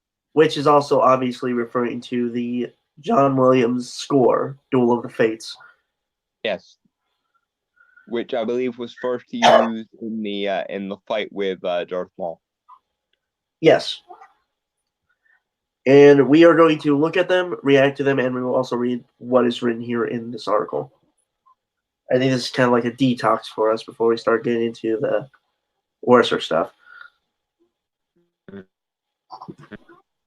Also, we could still complain about like how bad the new Star Wars movies are, so win-win. Yes, there is that. There is always that to fall back on in terms of Star Wars. So anyway, moving on. An alleged 20 pieces of concept art for Star Wars Duel of Fates has leaked online. The concept art was uploaded to Imager by user Star Wars Leaks. As you can see in the images below, the concept art shows Luke Skywalker training Rey, as well as Rey battling Kylo Ren with a double-bladed blue light similar to Darth Maul's double-bladed red lightsaber. It honestly made more sense that she would use a double-bladed one than, Yeah. just because she used a staff in the first movie. Well, yeah, that, and also it makes sense that she would be more offensive oriented. Right. Because, okay. Which is the whole purpose of the double-bladed one, yeah. Yeah, let me pitch this idea, right? Say in the first movie, she's just using the staff, right? Mm-hmm. And in the second movie, that's actually good, not Last Jedi, Mm-hmm. she attaches, Anakin Skywalker's lightsaber to her staff to be kind of like a spear or long spear. Mm-hmm. Then in the 9th movie, she constructs her own double-bladed lightsaber. Would both blades of the double-bladed lightsaber be the same color, or would you give her two different ones? Because I've always liked the idea of having a double-bladed lightsaber, but each blade is a different color. That would kind of I mean, yeah, that could work, but also you could also implement a split saber with that. Oh, the one where it splits essentially into two swords? Yep. Yeah. Because technically you'd have to have two different kyber crystals. Uh-huh. And most double-bladed lightsabers just have the one that's right in the middle of the hilt. Mm-hmm. So, but that is not a bad idea, actually. But you get this natural progression of the lightsaber with the character of Rey. Yeah. That would presumably be accompanied by her having actual personal growth. Yeah. There are also a number of images depicting the Resistance rallying Coruscant citizens to overthrow the First Order who have occupied the planet. It would be nice to have seen Coruscant again, because we basically don't see any of the original planets except for, I think, we go back to Tatooine at the end there. Yeah.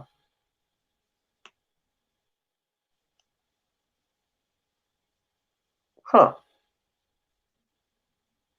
That is weird.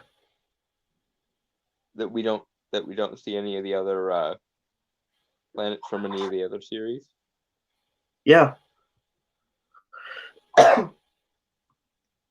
So kind of gaming, I would have loved to have Finn as a Force sensitive and for him to use Anakin's lightsaber. That would have been better than what we got. Yes. Or at least make him a really cool character. Mm-hmm. Not what he was. I think having a force sensitive clone trooper would be interesting. Stormtrooper. Technically, we Yeah. already. Technically, people did get that in the in one of the old Star Wars games. I think it was Jedi Academy or something. I think. Kyle Katarn was like a Galactic Empire stormtrooper who was also became a Force sensitive and was trained by Luke Skywalker. Became a Grey Jedi. Mhm.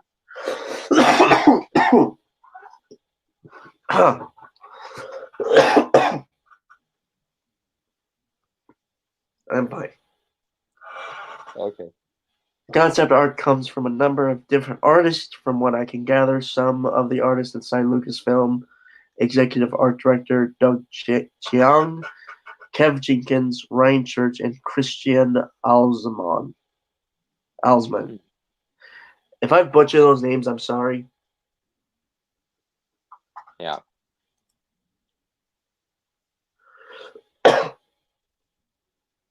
Fans might recognize both Alsman and Church's name for their recent concept designs on The Mandalorian. And he has a few tweets here showing the concept art of some of the stuff. Mm-hmm. Yeah, concept art is always cool. Yeah, pretty much. It's actually the only real art you ever see nowadays. Although it really annoys me because usually the concept art looks better than the actual thing. Yeah. Okay, Jenkins also worked on Star Wars The Force Awakens, but without further ado, here's the 20 alleged Star Wars Duel of Fates concept images. First image shows Rey with a double-bladed blue lightsaber, overseeing her handiwork as a number of First Order stormtroopers lie at her feet on a Star Destroyer. Hmm. And if you notice, she is wearing an outfit similar to Luke's from Return of the Jedi. Mm-hmm. God, that looks so fucking cool. Yeah, it does. As per usual with concept art, it is a real shame this doesn't exist anywhere. The next image shows a resistance traitor named Bisk Kova being executed by the First Order on Coruscant. Again, it would be so nice to see Coruscant again, I think. Right, and there's Captain Phasma. Mm-hmm. I remember watching a video where someone talked about this on how it looked and like what inspiration they took from real life, and some people said like the French Revolution or like the Dark Age of like France, Yeah. like you guillotine and all. Yep. Again, the art looks really good. Like it looks like a photo. Yeah, it's well done. It's like a painting. Which is what concept art actually is. Usually is. Okay. We then see Luke Skywalker training Rey on a planet called Koralev.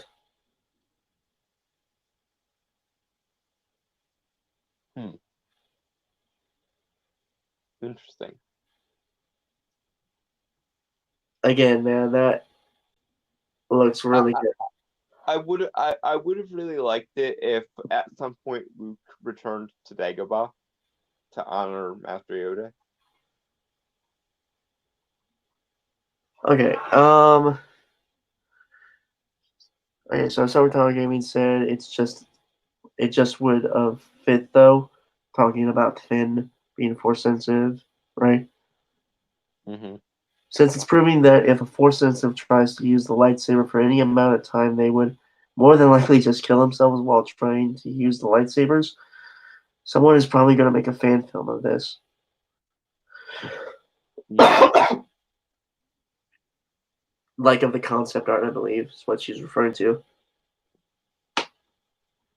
And it'll probably be better than what Disney has done, because for whatever reason, fan films are usually better than actual films now. It's almost like you should actually care about the art you're making or something.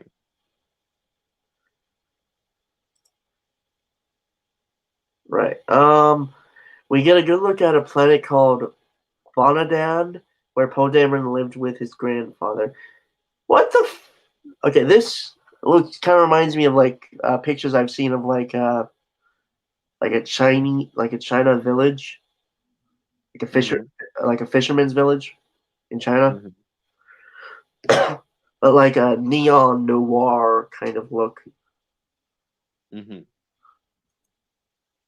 All right, I will be right back with a drink. Okay. I'll give you 3 guesses of what I'm getting. Root beer? Time will tell. Okay.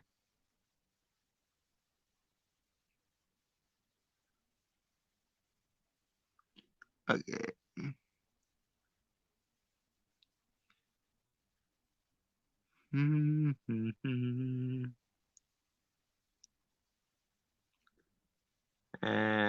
hmm.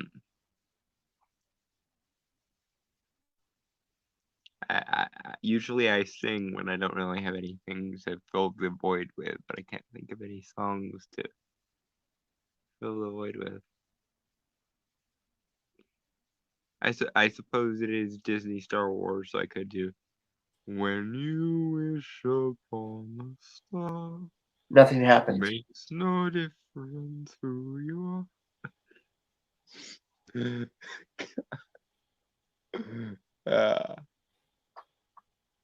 Well, no one's ever seen that Vine before. I haven't, but Yeah, when you wish upon a star, nothing happens. I don't know about that. That's the Vine. Okay. Okay, let's talk crab. What's your favorite type of crab? Ask Asona Tano Gaming. I've never eaten crab before. I prefer to consume crab in crab cake form. I don't like getting it in the shell because the meat to shell ratio is just ridiculous, and you get barely any meat for a fuck ton of shell that you have to deal with. So yeah, I like crab cakes, and if I had to choose which kind of crab, it would probably either be king crab or snow crab, depending.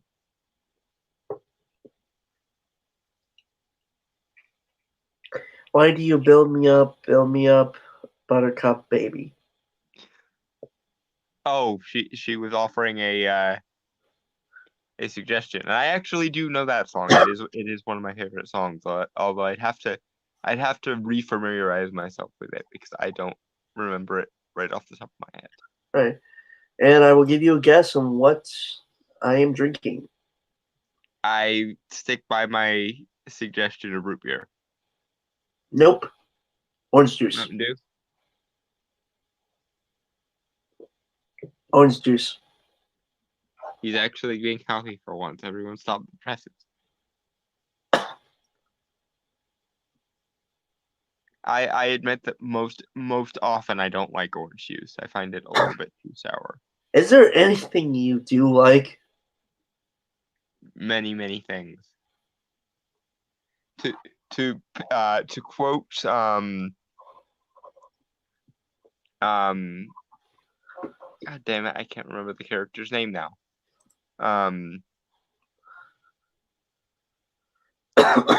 Hercule Poirot from Murder on the Orient Express.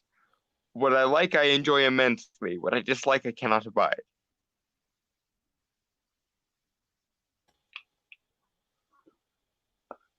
All right, so moving on. Yes. Another. Well, Brainstormer continues to be flabbergasted by my food preferences of all things.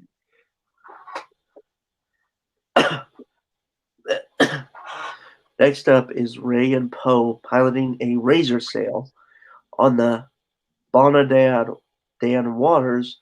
They are being chased by the Knights of Ren in the Knife Nine. Honestly, if we had to return to a water planet, I would honestly like to have seen Camino again.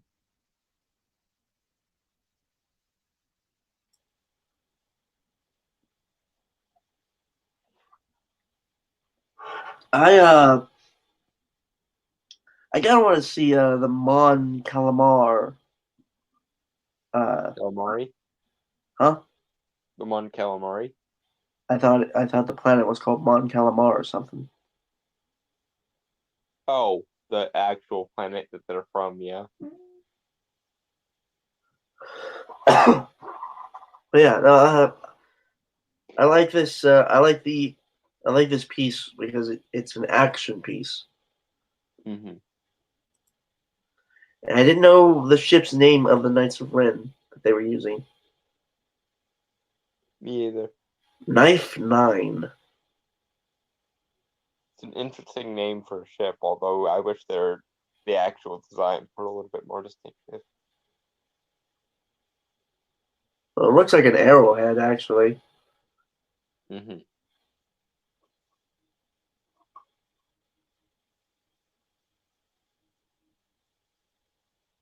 Knife Nine. Those are some real edgy boys. Yeah. Well, but what do you expect from the Knights of Ren so far as we've seen them? I remember apparently they're getting more fleshed out in the comics right now. Are they as edgy as they seem? Well, from what I understand, from what I've seen, like in videos talking about them, apparently their whole philosophy is just in the nature of destruction and like a lightsaber. It just burns. So they are edgelord wits. I think so. Like I said, from how I understand it, they follow a creed but they follow the lightsaber. It just burns. Yeah, that's some edgy shit there. It's literally the "you're not my real mom" of Star Wars philosophies. Well, the way I see it, it's just like chaos. Like Joker, I guess. I feel like the Joker would be basically any version of the Joker would be insulted if you compared him to the Knights of Ren. I mean, they could be cool in the comics. It's just they weren't really used at all in the movies. That's what you're basing it on. Yeah, and the concept for them is kind of stupid sounding. Well, again, I'm not like I might not be properly explaining it too, so that could be also that. Maybe. So, oh yeah, I remember hearing about this. This was supposed to be like the guy who actually trained Palpatine. We get Darth Plagueis? Tor Valum, a Lovecraftian looking dark side thing. Entity. Yeah.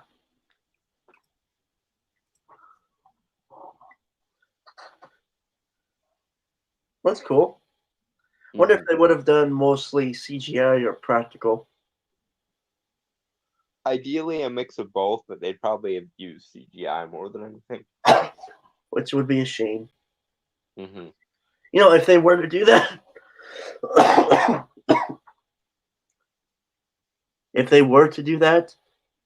make the suit and the costume fully practical, right? Mm-hmm. And use CGI to make him tall and big, like force perspective and stuff. Yeah. All right, Kylo Ren faces off against Darth Vader in a cave sequence.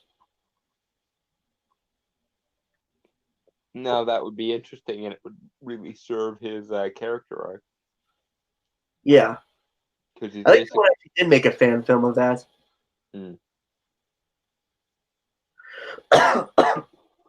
Of course, if they ever actually did fight back when Anakin was Darth Vader, Kylo probably would have gotten his ass kicked. Yeah, Because that one scene in Rogue One, boy, it's like I have come to deliver the most awesome scene in the movie. right. The First Order occupy the city planet of Coruscant. Hmm. God damn it. If we actually saw that visually portrayed on cinema, just, It would definitely give you a lot less reasons to fucking hate the new trilogy. yep. Rose, Finn, C-3PO, and R2-D2 attempt to activate a beacon on Coruscant to broadcast a message from Leia Organa to the entire galaxy. Cool. Yeah. It would have also been a nice send off for Carrie Fisher.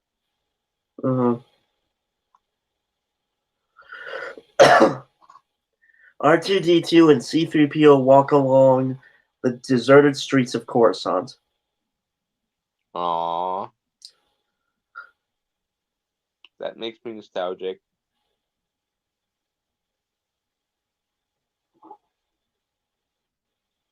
Yeah. Also, is anyone ever going to make an effort to give 3PO his memories back from the prequels? Probably not. Someone should do that because he's like missing half his life here, and especially now that Vader / Anakin is dead, there's no danger in him having his memories back. Someone give him his memories back. I don't get. Why didn't they just order C-3PO never to talk about him, like Anakin and Darth Vader and stuff like that? Probably because he would have fucked that up, and Yeah. he would still have the emotional connection to it, so he probably would have been miserable. And nobody needs C-3PO revolting. Even though I don't know to what extent C-3PO slave revolt would be very likely, even if he did have his memories. Yeah. Finn rallies the people of Coruscant to rise up against the First Order.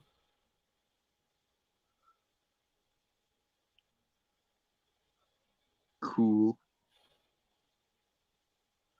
There's I not think really much to say about that one, I don't think. Yeah. Well, I do like how they designed the cages to look and how they're suspended and stuff. Mm-hmm. Plus, like the arms, like the holding the cables for the cages. Mm-hmm. You can see like their joints and stuff to where they move. So I like how the concept artist thought on how the machine would work and stuff. Mm-hmm. That's director stuff. So take a drink, folks. Drink. Though the one thing I have to criticize is that is clearly photoshopped Finn's face from Force Awakens. Yeah, well, it can't all be perfect. Yeah. Oh, this is interesting. Rey faces down a monster outside the forest of Mortis. Holy shit, they would have referenced Mortis. Now I want this. I want this more than anything. Okay, think about it. No one's really set foot in Mortis since the Clone Wars. That's Right. That's what, like over 50 years by the point of the new trilogy? Okay, so there are 19 years between Revenge of the Sith and New Hope. And there are, I want to say 5 years between between New Hope and Empire, and Okay, 2016, which was the original air date of Force Awakens, that would be 30 years.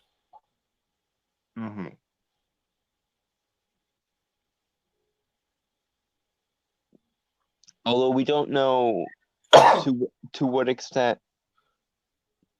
the IRL timeline keeps pace with the actual timeline. Well, I'm just assuming. So, Well, no, because in the title crawls of it says roughly how many years it has been in a lot of cases. Like, I know for a fact there's 19 years between New Hope and Revenge of the Sith, as an example. it's been a very long time since, because the Mortis arc happened during the Clone Wars, which was between Attack of the Clones and Revenge of the Sith. Yeah.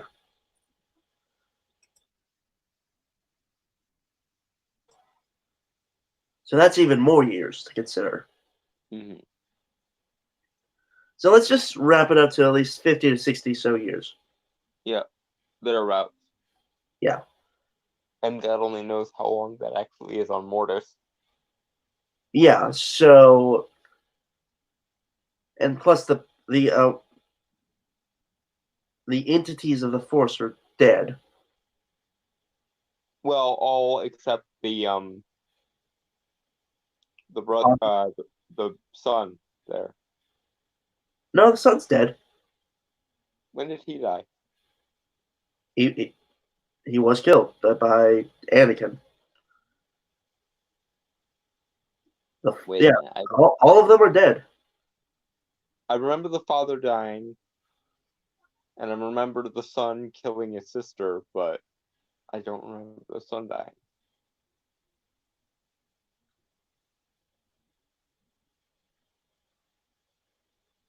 I thought that was the whole point, because she was dead and he was still alive. That meant the Force was going to go out of balance.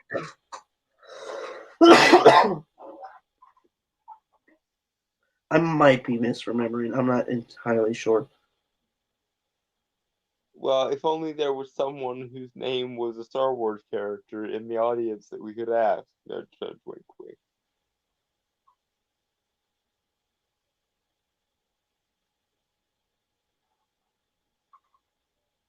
Yeah, but it would be interesting to see how much Mortis has changed in all that time.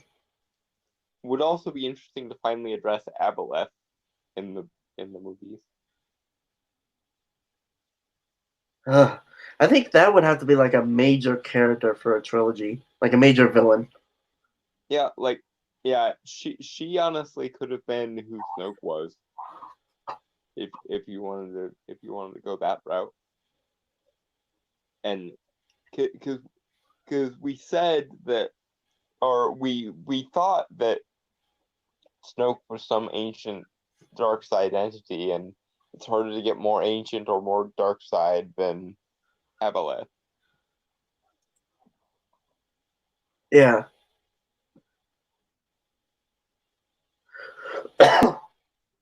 Coruscant citizens repurpose captured First Order AT-ST walkers. At sets. I thought they were old Imperial walkers. That's what they looked like, so I just kind of figured they found like these old things from the scrap piles and rebuilt them. Although maybe they're upgraded somehow, who knows?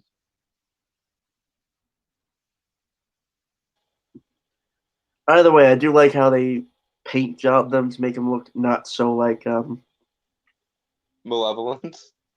Yeah. And again, I like how it all looks. It like has this kind of neon noir look to it.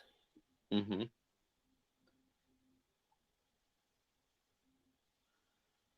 All right, so repurposed First Order ATST walkers are surrounded by cheering citizens of Coruscant and First Order defectors.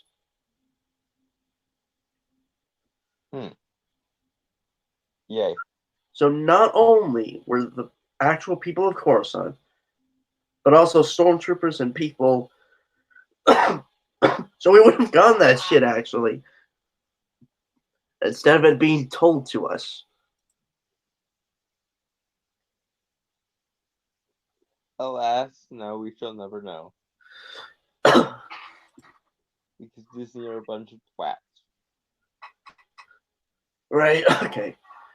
So, First Order, stormtroopers prepare for battle against the citizens of Coruscant. So it looks like, and again, it looks like it's taking a lot of inspiration from the French Revolution. Mm-hmm.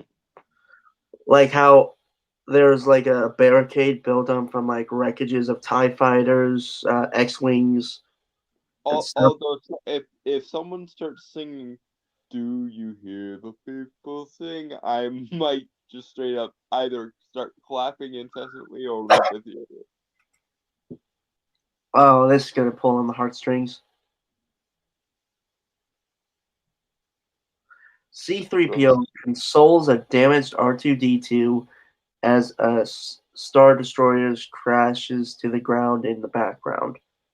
R2, no! You were the only character to survive all the way through!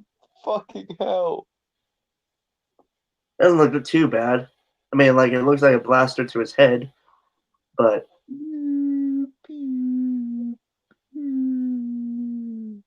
it would be an interesting thing to see from C-3PO because he and R2 have always had kind of more of a antagonistic role, a friendship. Well, yeah, the comedy duo. C3PO is the safe one and the refined one, and R2 is the essentially the loudmouth one. Right.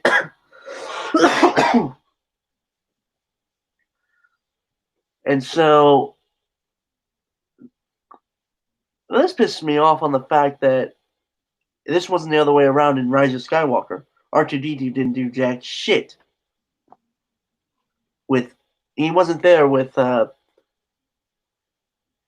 when he got his memory erased. Although he did save a copy of 3PO's memories, so good for you, R2. I know, but still.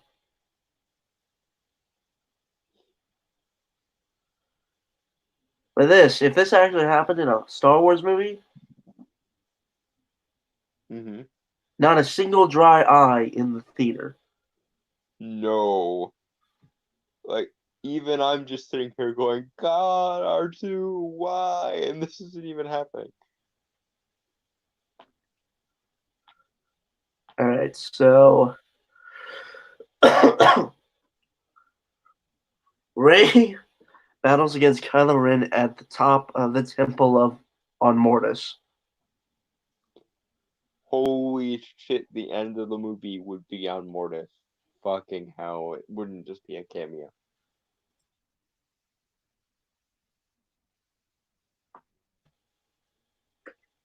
Why didn't we get this movie? I wanted this movie.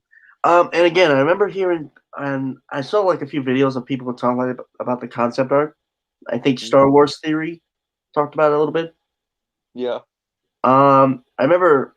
Well, I'm not sure if it was him specifically, but I remember hearing that Kylo Ren's new helmet was supposed to be like something of Mandalorian,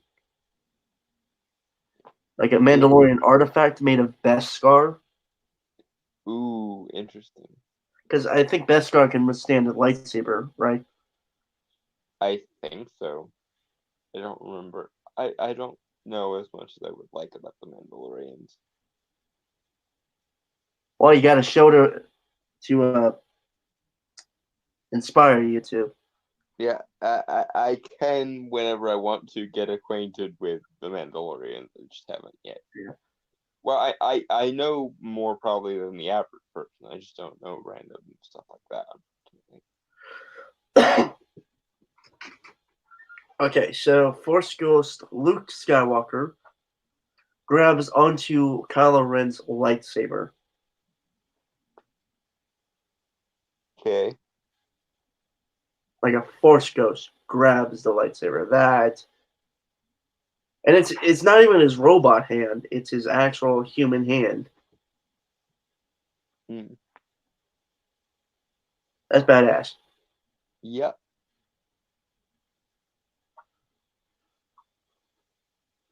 Alright, so General Hux commits Simpeku upon realizing. Seppuku. Huh? Seppuku. Thank you, Dalton. Mm-hmm. Upon realizing that the planet of Coruscant has fallen. Yeah, so he uses a lightsaber. And again, I remember someone mentioning that the plot line, like for the character of Hux,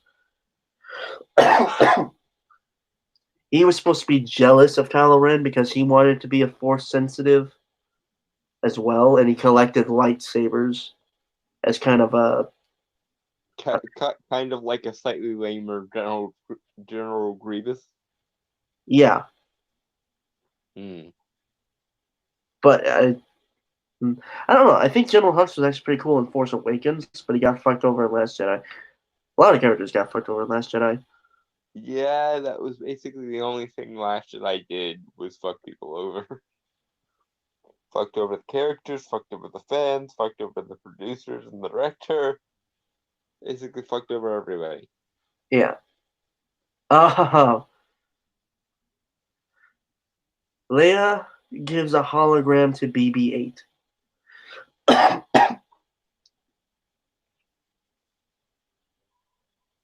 Interesting. Nice little callback there. These alleged leaked images come just a little over a week after writer Robert Mayer Burnett provided a number of details about the alleged Star Wars Duel of the Fates film that was reportedly an early draft of Star Wars: The Rise of Skywalker. Why didn't we get this version again? Oh, that's right, because the writers are fucking incompetent morons. Well, also most probably the producers as well, because they have more say over that than the writers. Mm-hmm. The writers just write it.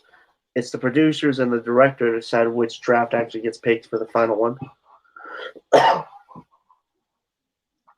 And somewhere I feel like the producers of this movie will be Alistair and Bloom from the producers. If I'm being honest, what is depicted in these concept images, aside from a Force Ghost Luke Skywalker grabbing Kylo Ren Skywalker, looks far superior to what we actually got with Star Wars: The Rise of Skywalker. Yeah. And I would argue that even that scene looks more awesome than what we got in the movie. Well, you can use the Force to block a lightsaber if you've seen the Star Wars: The Old Republic cinematic trailers, which I have. Yeah. Because you can like project a Force shield. Yeah. So grabbing onto a lightsaber, I don't think is like out of the possibility, even from a Force Ghost. Well, we saw the father do it in the Mortis storyline of Clone Wars. He basically just put a finger up and basically screwed around with the lightsaber and toyed with it. I always like the Force trick that someone uses to like shut off a lightsaber when it's pulled out in front of them. Like, just a little wave of the hand and it just turns off itself. Yeah. Right. Maybe Disney and Star Wars can somehow repurpose these ideas for their rumored High Republic era.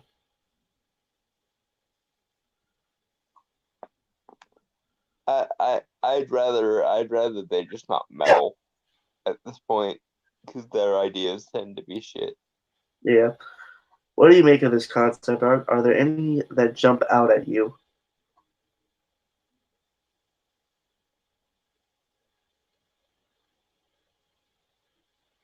Um, I I don't know. None of them individually speak to me particularly, but all of them together are awesome. Way more awesome than the movie we could have got, or the movie we actually did get. So The Kylo Ren versus Darth Vader one, I think, is what gets is the one I like the most. it would also do the most for his character arc. So yeah.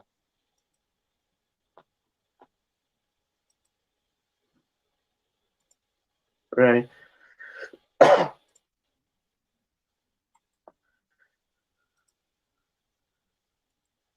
I'm both elated and sad at the same time. Because we'll never get this, and it's stupid. It's stupid that we got what we got, or it's stupid that We won't get this. yes and yes. Yes.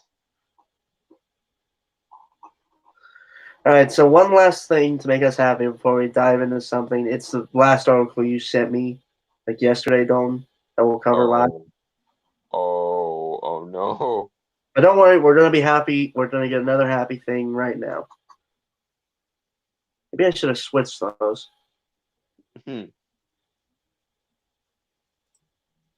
Proceed. This is from Cosmic Book News.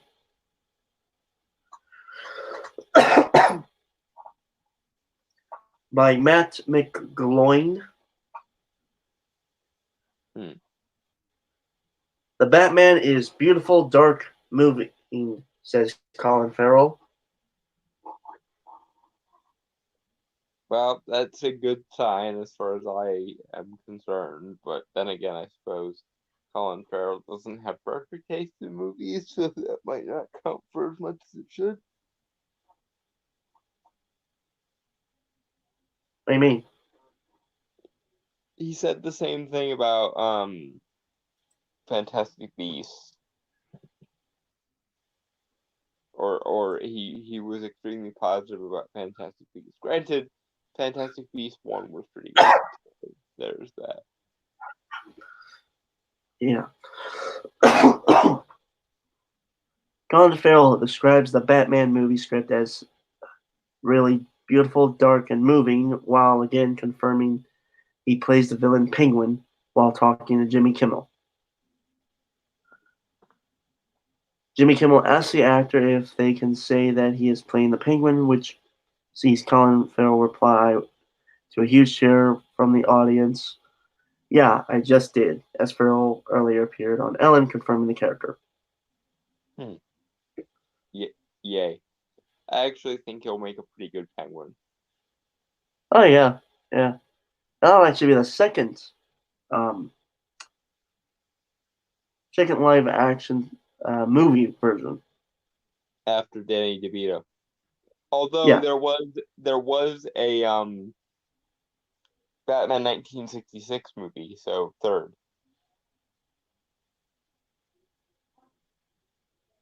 Yeah. I mean, I want to count Robin Lord Taylor for Gotham because he was good, but that's TV. So.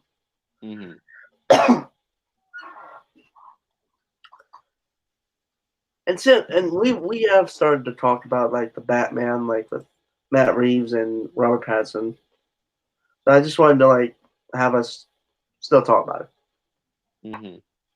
Okay.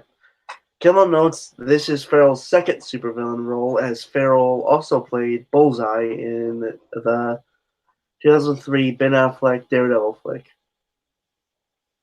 He also played Grindelwald in Fantastic Beasts for most of the movie, so there's that. Yeah.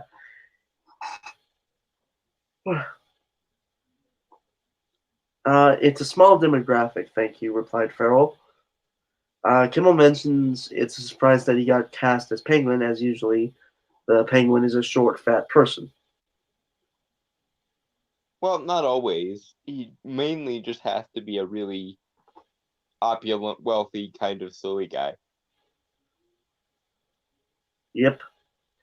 Well, I have some time to eat and shrink, said Farrell, with Kimmel asking him how much time he has before he starts filming. Around 3 weeks, said Farrell. Okay, Colin Farrell is funny. Yeah. Farrell continued with the mention he is still talking to director Matt Reeves. I'm still in the process of talking to Matt Reeves, who's the director who wrote the script and wrote a really, really beautiful, dark, moving script. Really gorgeous, said Farrell. Okay, this is a good sign then. I mean, I was never entirely worried because No. Matt Reeves did the new Planet of the Apes trilogy. Yep. And everything I hear about this movie sounds like either a good sign or a neutral sign. So if all things go to plan, this will be this generation's Batman. Yeah. Instead of the Affleck incarnation. Although, to be fair to Affleck, I really feel bad for him because he just was given nothing to work with. I think there was inklings of it in BVS, but totally fucked over in Justice League. Yeah.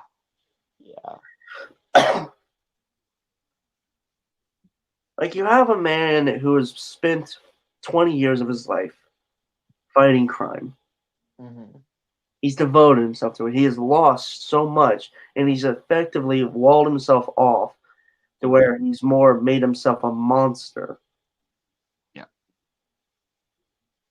Where does the bat end and the man begin is the question. Right. And again, the thing he says to Clark, well, Superman, you're not a god. You were never even a man. You could say is Batman trying to convince himself that he's killing a monster? Yeah. I still prefer the speech from Dark Knight Returns. the in all the years to come, in your most private moments, I want you to remember the one man who beat you speech. Yeah, I know what you're talking about. Jimmy interjected, asking if he read the whole script. Yeah, with a chain around my arm, cryogenically frozen script. It's all very hush hush, replied Farrell. Okay, Colin Farrell is very funny. This I don't know. Though I cannot copy what I believe is his Irish or Scottish accent. I believe he's Welsh. Okay, well now I feel like an ass. Well, cannot. we can always look it up. Where's Colin Farrell from? I'm going to do that just now, but I will read. But it's a really beautiful script that he wrote. He has a real love for it, man. So we are still in the process of just finishing the design, the aesthetic of the character. Oh, that's really cool. That the actor gets to put some input. Yeah. And Colin Farrell is good at playing like evil, gentlemanly characters. So this could go extremely well. Speaking of which, he is in a Guy Ritchie movie coming out that also has Charlie Hunnam and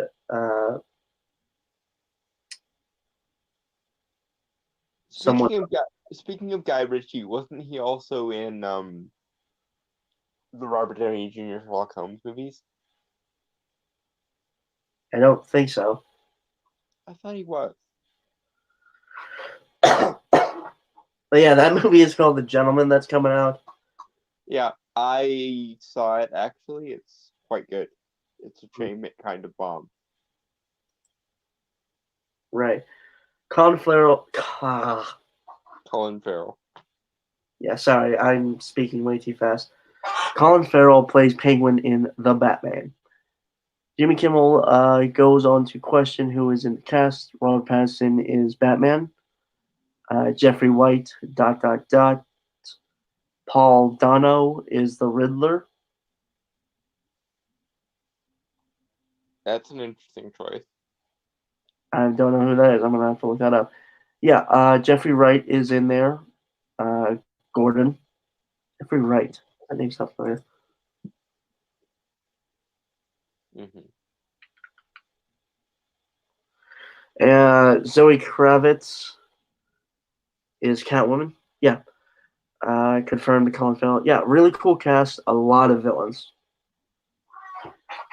Which kind of confirms the whole Long Halloween thing, because there's a lot of villains cameoing in that.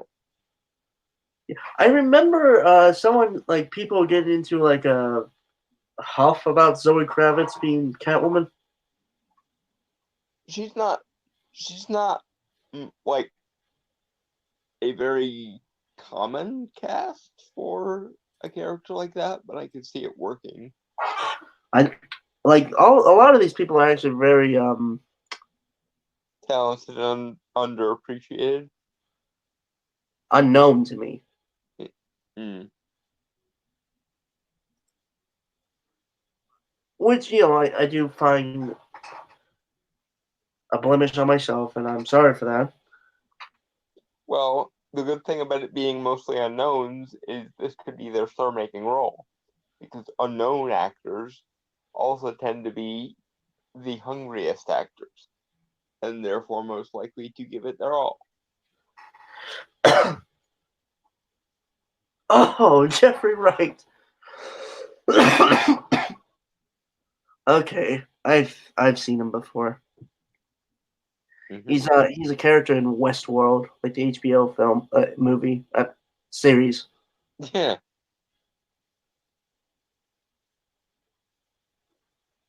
Good actor. I remember seeing that they used like in fan trailers for Batman movies. They thought of using him as Hugo Strange. Jeffrey Wright. Ooh, interesting. Well, he has that kind of look. Yeah. Yeah, he does. Yeah. So yeah. Colin Farrell went on to talk about what his kids think of him playing Penguin in The Batman.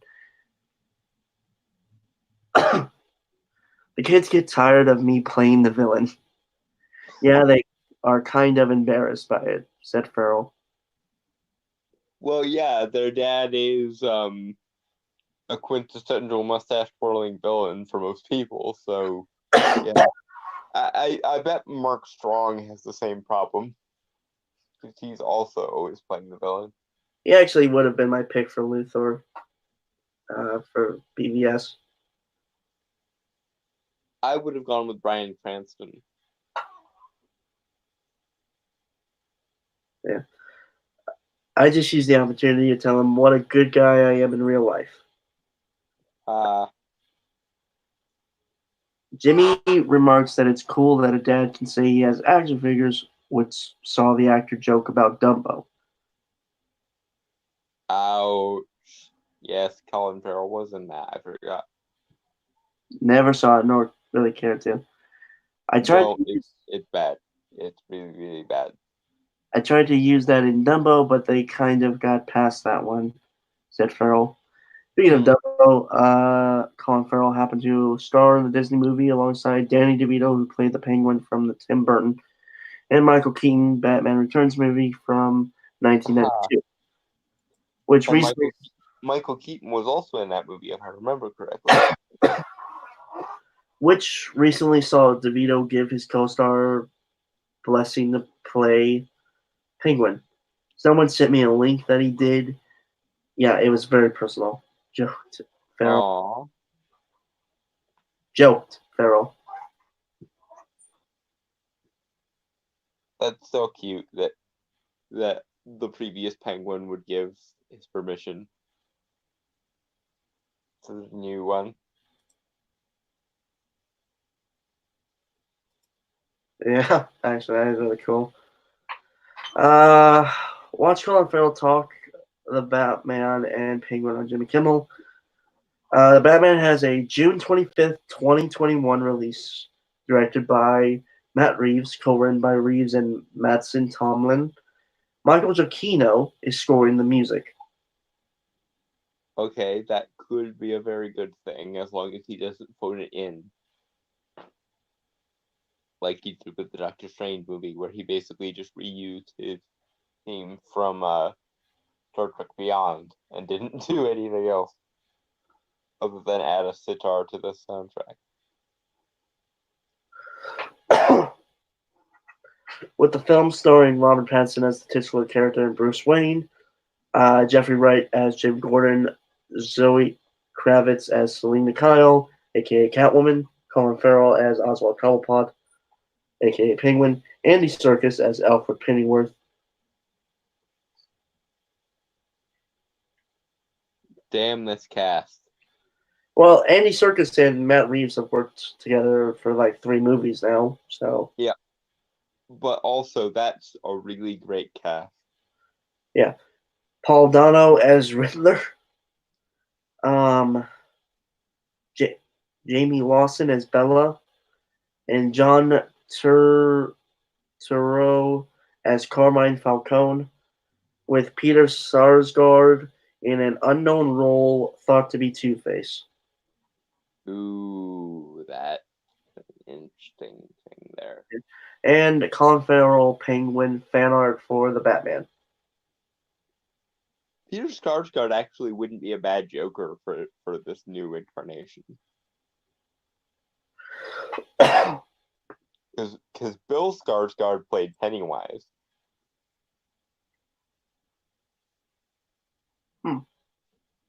So another crazy clown in the Skarsgård family might be a thing. Though good luck topping Joaquin Phoenix.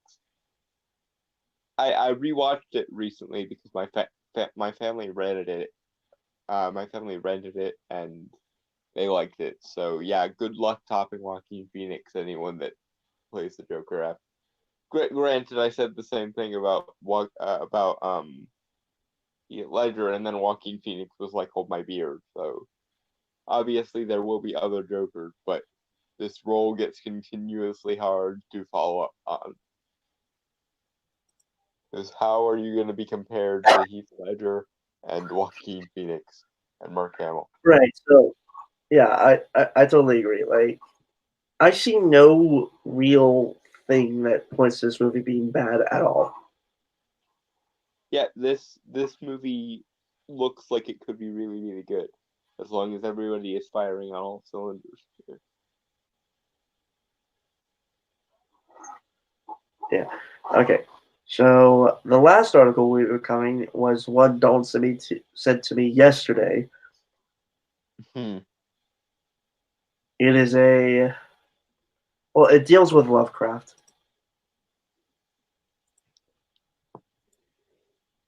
Prepare your internal sense of that's racist, folks. All right. So this is from Sci-Fi Wire. Can you tell an H.P. Lovecraft story while rejecting his hatred? This is by Eric Vesp. All right, Mr. Veps, continue with the stupid. Oh, and by the way, to answer his question, yes, because when I was either in middle school or high school, I wrote like a short story that involved a Lovecraftian kind of creature. Mm-hmm. And also to answer your question, yes, you can, because you actually have to substantively prove that he was racist before you can accuse him of that. And moreover, art isn't meant to necessarily be a one-to-one expression of what the person who made them or who made it was thinking. Sometimes art outranks the person who made it. In fact, that's what good art is supposed to do. Well, I Be think more important than the person who made it. well, everything I've learned about H.P. Lovecraft, I do think he had issues. I don't really remember anything. Many issues, but I don't know to what extent I would say racism was even one of them necessarily. I just kind of figured he was scared of all people because he spent most of his life inside.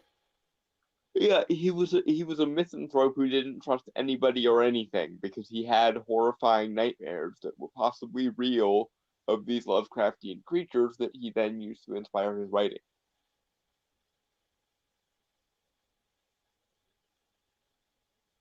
And given that he had a long history in his family of people who were condemned to mental asylums, it honestly shouldn't surprise anybody. How he managed to stay sane enough to be a famous novelist, I will never know, but he did it. More respect to him. Yep. All right. So, okay, I'm good. Norman. God damn Take your time. it. Okay. Normally, a good director adapting a popular genre work will slather on the praise, prove his or her geek credentials, and talk in reverence about the sainted original creator. Yes, that is how it is traditionally done, because no one wants to hear the perspective of someone whose only purpose for adapting a certain thing is to shit on that thing. Looking at you, Rian Johnson. Zack Snyder. Well, no, never mind. No, he counts. He also, although to be fair, he can be reverent when he wants to be, like he did with Watchmen. Right. He's a mixed bag. Yeah.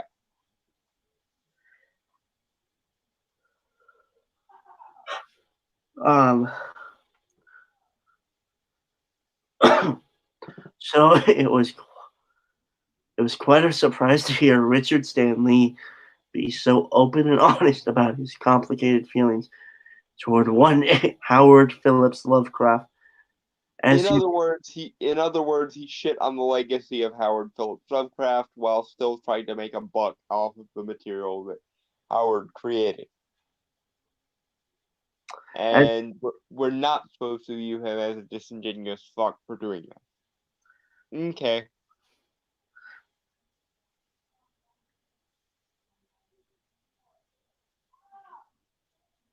Oh, I thought. Okay, I'm sorry. I thought you had more. No, we can move forward from that. I was just remarking upon the hypocrisy that's already there. As he approached an adaptation of one of his trippier stories, A Descent into Madness called Color Out of Space. Okay, yes, Colorado Space is quite trippy. Okay, so Dalton, as a way to kind of exit for a moment, could you provide a kind of explanation on color space? Color Out of Space. Color Out of Space. Sorry. Basically, it's set on I believe it's New England farm, where there's a meteorite, and on this meteorite there is an energy being who displays it, who manifests itself as an unusual color that basically drives anyone who sees it mad with its beauty. Hence the titular Color Out of Space, and obviously various Lovecraftian shenanigans ensue from essentially simple farm folk being exposed to this Lovecraftian horror in the form of one of the most beautiful things they've ever seen. It's one of Lovecraft's more interesting works, because usually when Lovecraftian creatures drive someone mad, it's meant to be because they are so weird or so ugly. But in the case of the Color Out of Space, why couldn't you just have said the color from outer space, Howard? Fucking hell, man. It would be much easier to say then. But anyway, in the case of the color Out of Space. God damn that title. It's partly because it's not something that the human mind is able to conceive of, and also partly because it's allegedly so beautiful.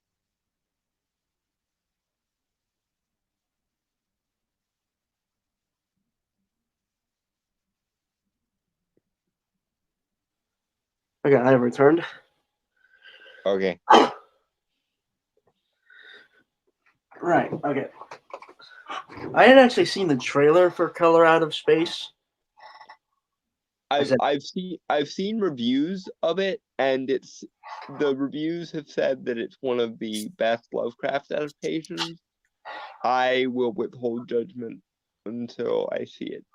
If I remember correctly, it has Nicolas Cage in it.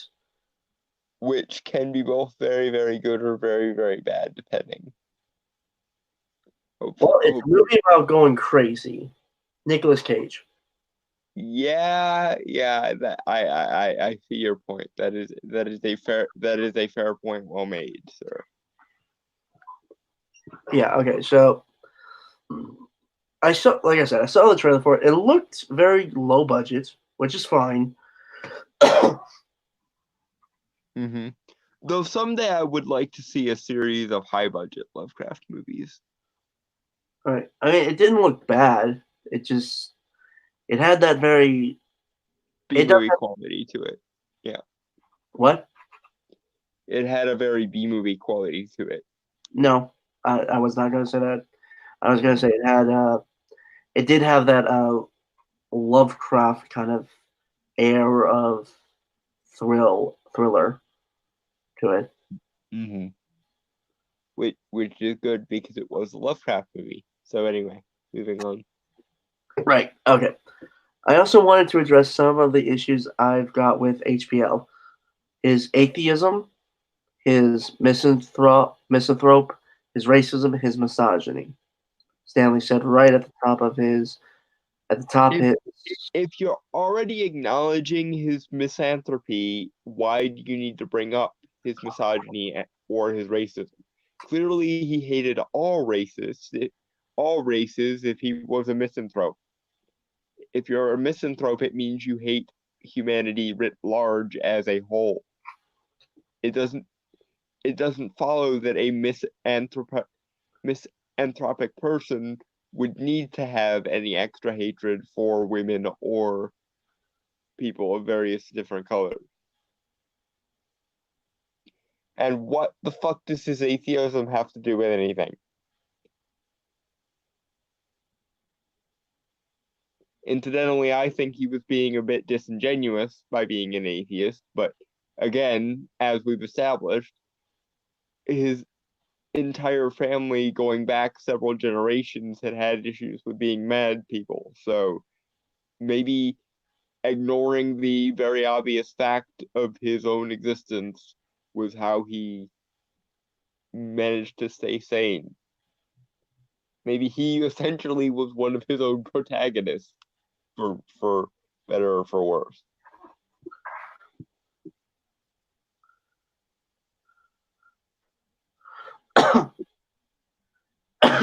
But yeah, already I can tell that I'm not gonna like this person very much. Best, the director of Color Out of Space. Yeah, I don't. Again, it baffles me that if you're acknowledging that he was a misanthrope, then there's no need to bring up misogyny or even necessarily racism, because a person who is misanthropic by definition hates both men and women of every kind of race, because to be a misanthrope is to hate humanity, or at the very least have very little respect or admiration for any kind of human. Calling him a misanthrope is probably the most charitable thing you could say about him, because the man was a little nutty. But if he's a misanthrope, then he's clearly not racist or sexist. Because if he's a misanthrope, he clearly hates everyone indiscriminately, because they're inconvenient to him, because they give him anxiety. And given how crippled by anxiety he was for the majority of his life, that doesn't fucking surprise me. But anyway, moving on. Interview with Sci-Fi. Take your time. Sci-Fi Wire when the film debuted at Fantastic Fest last fall. All of these things needed to be checked and addressed one way or another, and I've not had the opportunity to have an argument with them. I would love to have had him for dinner and try to bring some of those things out. To some extent, it's a matter of being faithful to him, but to another level is also to interrogate him and drag some of those things out into the open. So you're gonna shit on the legacy of a dead man for your own self-gratification, and if you could bring him back from the dead to have dinner with you, you would spend that entire dinner conversation shitting on him for having beliefs about people that were perfectly legitimate in the time period that he held them, but are now less legitimate because we know better. You were a dumbass, and you would probably give Howard fucking anxiety attacks, and we would all hate you as a result of that, because you do not fucking deal with the like. For one thing, it's really shitty to bully someone who has mental disorders or mental illness, and for another thing, he's one of the greatest writers of all time in the genre of dark fantasy and horror. So what the fuck are you playing at, please?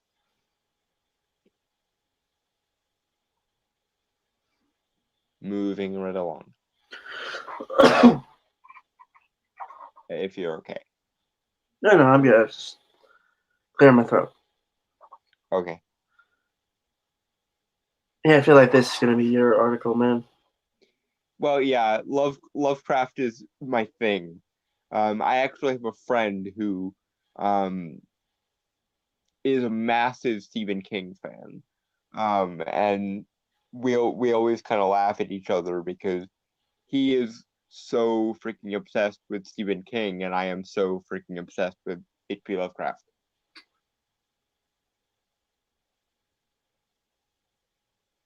Right. Mhm. Okay.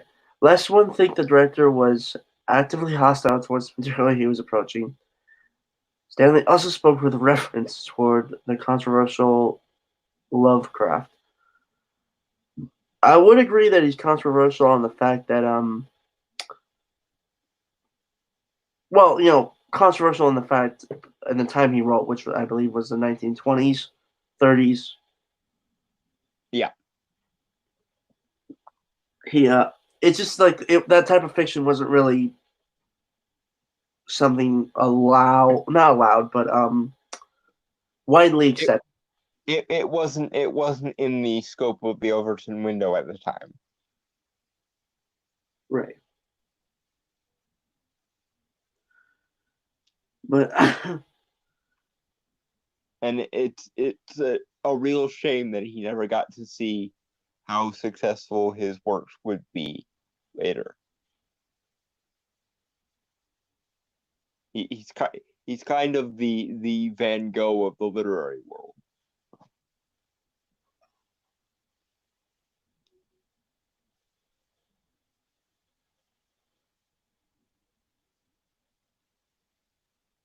mhm. So okay. who was Stanley's mother's favorite author and brought into his life at a very young age. The director considers Lovecraft to be one of the most important literary voices of the 20th century, which was one of the reasons why he wanted to hammer out his complicated feelings within the text of the adaptation. Dude, get the fuck over yourself and enjoy a thing. It's not that hard.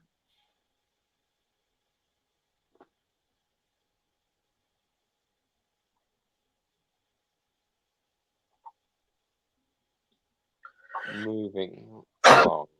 Right. Okay. Color Outer Space, which stars Nicolas Cage, is about a meteorite that lands near an isolated farmhouse on the outskirts of fictional Arkham, Massachusetts, carrying with it a trippy extraterrestrial aura that seeps into the water supply and starts having a bizarre effect on the crops, wildlife, and ultimately the troubled family that lives there. And in case you're wondering, yes, this is where DC got the name Arkham from. That's cool. That is actually really cool. I did not know that. It was Lovecraft. Well, that's two things I can think for inspiring me from Lovecraft. Second one was like a monster villain of sorts I come up with for my superhero stuff. Oh right, your Lovecraftian creature there. Yeah. That's supposed to be the big bad. Mm. Anyway. Onward and downward, I suppose.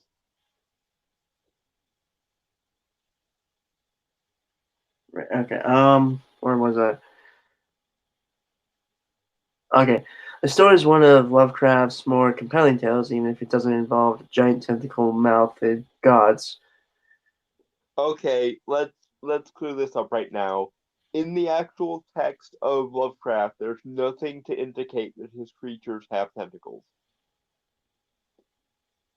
They're specifically described as vague and unknowable, and for some reason, vague and unknowable translated into many tentacle for reasons.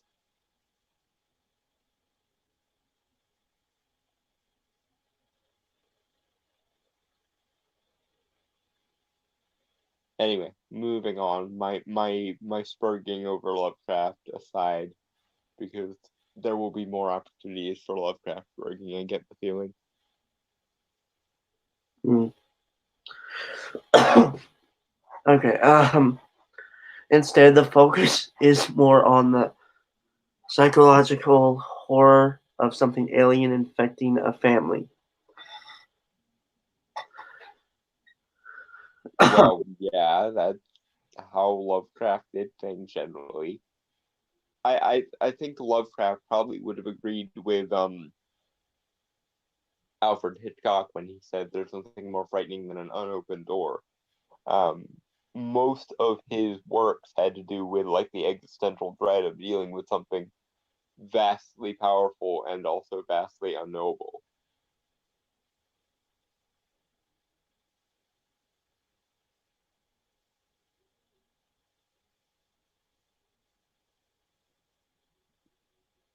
And away we go. Okay, Mm-hmm. Okay. I'm saving my energy for later in the article because I know just how stupid this gets. Right. All right. Many people get caught up on the squirmy and slimy aspects of Lovecraft and ignore his real secret weapon, his depiction of madness. New, I think that's been a major factor in his writing and something people greatly acknowledge. Well, I get his point though. A lot of people are more interested in the monsters and the tentacles than the actual existential dread that's supposed to be the cut and thrust of his work. Personally, I'm a bit more interested in sort of the cosmic existential aspects and the fact that it's possible that some of the stuff that Lovecraft talked about might have been at least based on something real because Lovecraft actually took inspiration from nightmares that he had to make his mythos.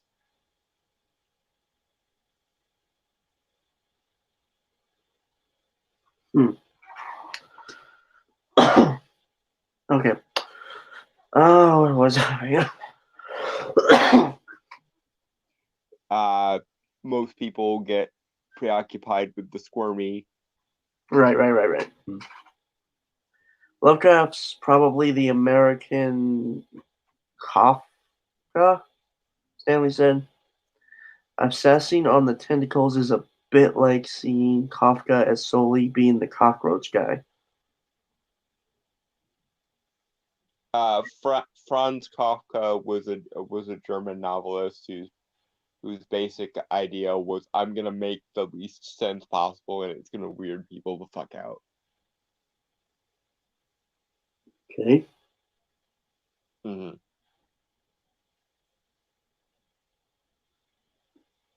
Okay. And by the way, that was an amazingly hipstery, douchebaggy reference to make. Whenever anyone references Kafka, it's basically a sign that they are a elitist, pseudo-intellectual prick.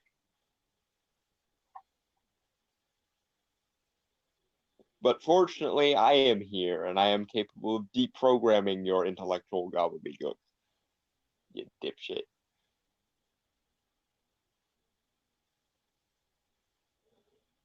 On we move. I'm rapidly losing patience with this guy. He already is referencing Kafka. This cannot go well.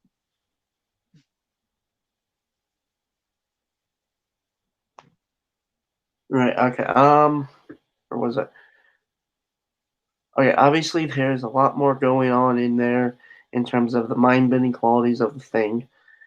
Stan Lee, who is directing his first movie since being removed from the ill-fated The Island of Dr. Moreau, said his anchor for the story was the flawed, incapable characters facing things they can't possibly deal with at the center of the story. Okay, that's a decent approach to approach Lovecraft, I suppose. Again, probably not the route I would take, but whatever. I look to Lovecraft for different things, I think, than a lot of people.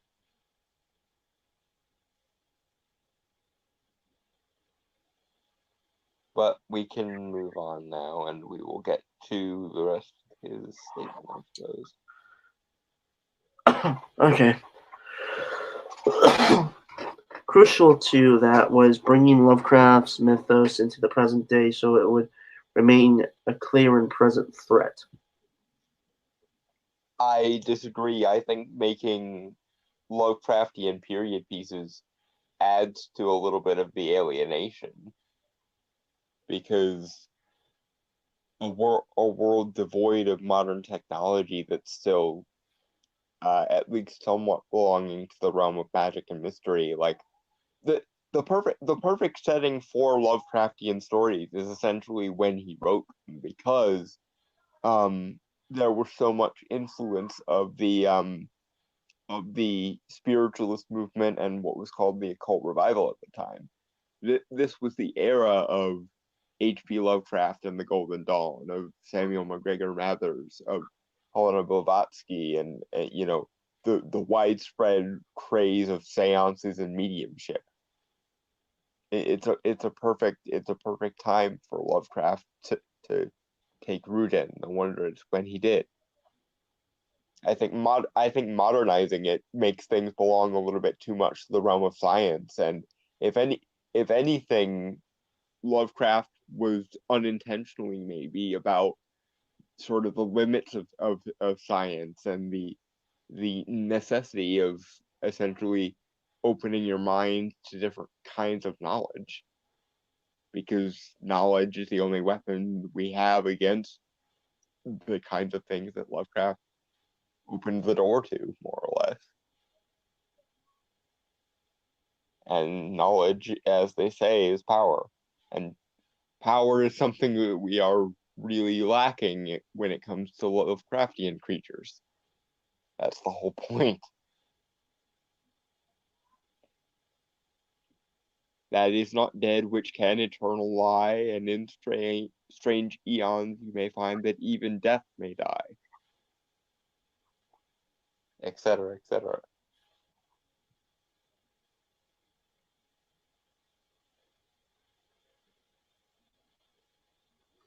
Okay. Where was I got myself to a push plush Cthulhu back home that I cuddle up with at night, he admitted, with the call. Okay. With the Call of Cthulhu, we're playing games and things.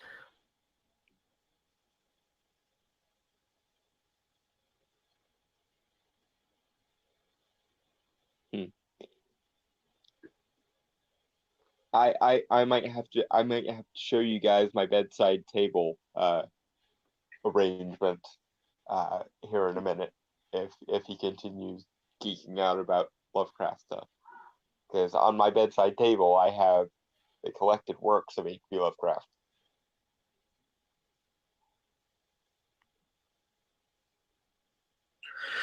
Okay.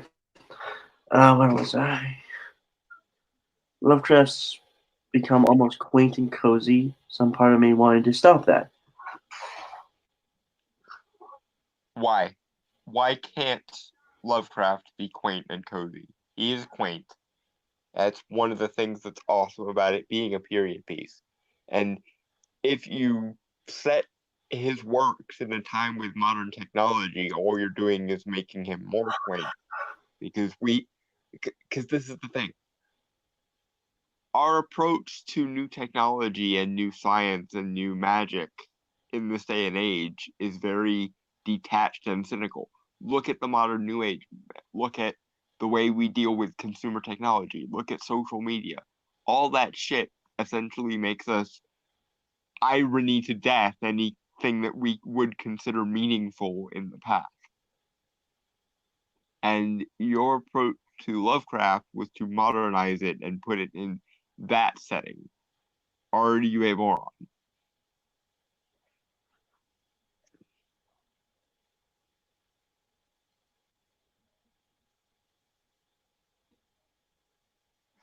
Well, let's see if he redeems himself at all.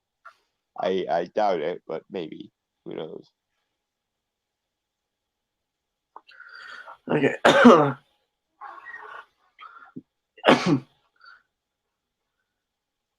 In order to make cosmic threat implacable and terrifying, Stanley linked the idea of this alien aura affecting its surroundings to a family hit hard when a loved one is diagnosed with cancer.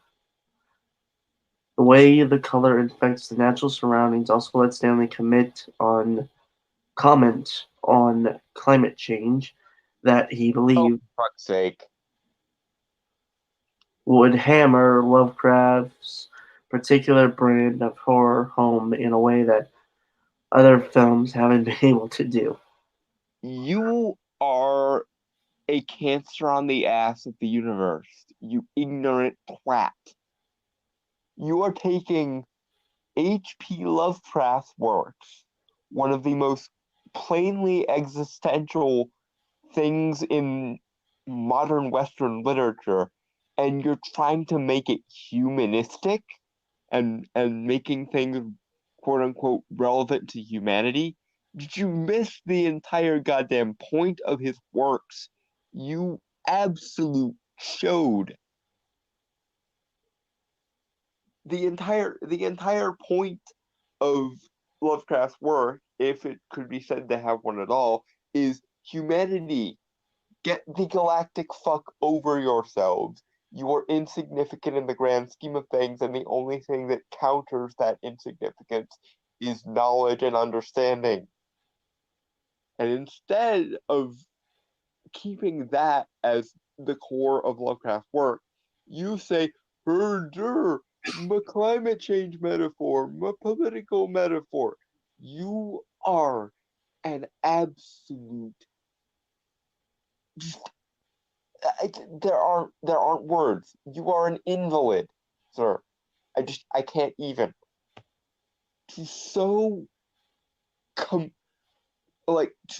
commercialize and commodify one of the most existential pieces of literature in the Western canon is just it burns every fiber of my being with such rage I can't even express it in appropriate words. Fucking hell.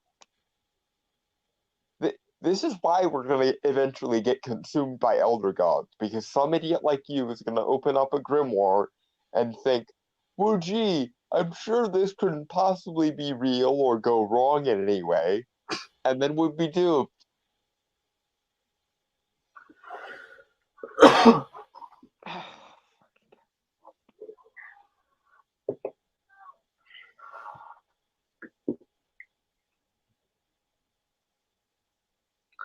Okay,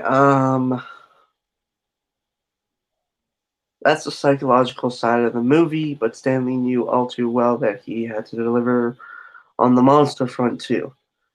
The color itself is a visual evil, but then there's also the mutations that it causes. which is more grotesque and reminiscent of Rob Botton's work on John Carpenter's The Thing. Okay, that's not a bad criticism or comparison. Although it's kind of funny that you're deferring to John Carpenter when in fact John Carpenter himself directly deferred to Lovecraft. So it's like a copy of a copy of a copy.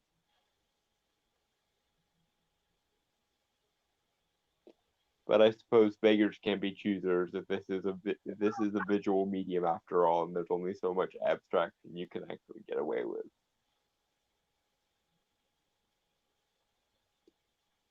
Okay. Anyway, moving on. I'm slightly bitching there, but God, I'm annoyed now that guy did that fucking. To take something existential and make it political is just absolutely insufferable to me.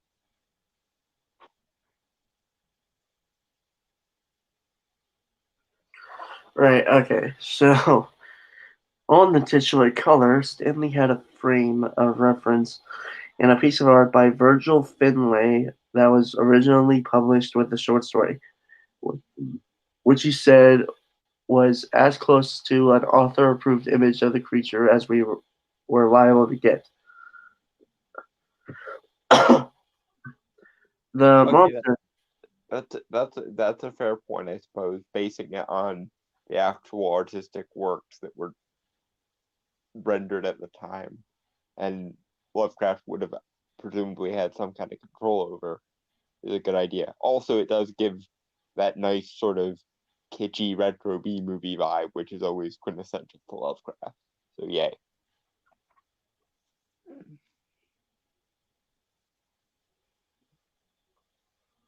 Uh, um, the, mo- the monster, in this case, is simply a swirl of lights and color. But the art is dynamic and conveys the fear of the people seeing the light escape the well and the frenzy of the grass influenced by this alien thing. Mm-hmm. Actually, doesn't look too bad.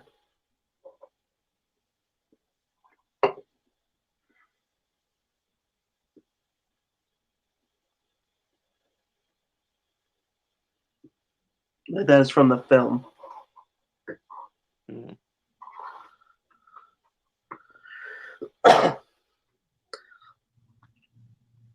As for the mutations side of things, Stanley knew he had to deliver on that front, saying keeping the creature off screen wasn't an option even when working on a tight budget. This is show business, after all. Okay, fair point. And I can argue that, like, worst thing is what people can think of in their minds. Yeah, but how exactly do you convey a color with that kind of abstraction? Like, it works in text form, but I can't really see it working in visual form. Plus, the whole point of the color is it's supposed to be hauntingly beautiful in a way that makes you not want to look away, in a way that's hypnotic. That's what makes it dangerous, because once you see it, you don't want to look away. You want to keep gazing into it, and then eventually you essentially lose your mind. Okay, point made. Right. Even in Jaws, the shark will eventually show up, he quipped. We're still very much pushing the outer edges of the envelope with the budget we had, but most of the time, what we were dealing with was augmenting physical effects. Which is probably the best way you could go about it, so good for you.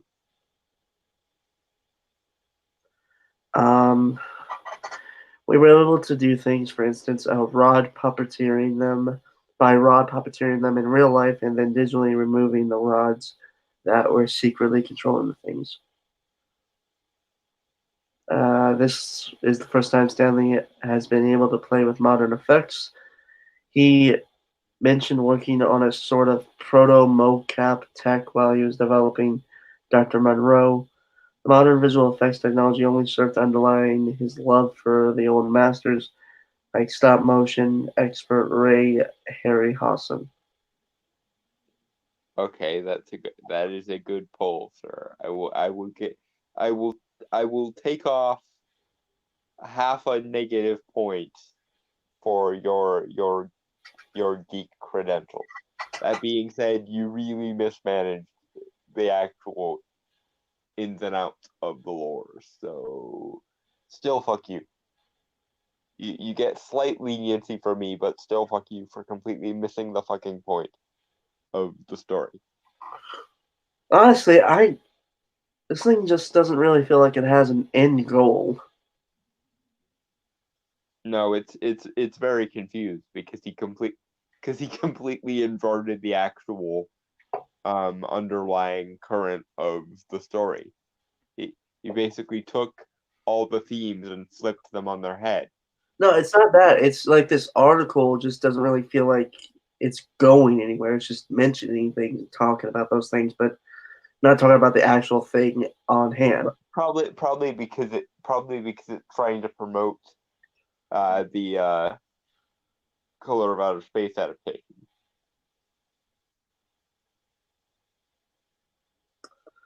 Whatever. Yeah, it's basically, let's make a really controversial article that's gonna also function like an ad. You cynical douches.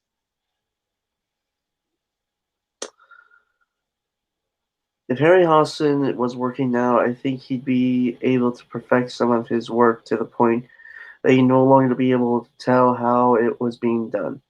Stanley said, with optical compositioning and visual blurring, we could make stop motion now in a way that's pretty much flawless.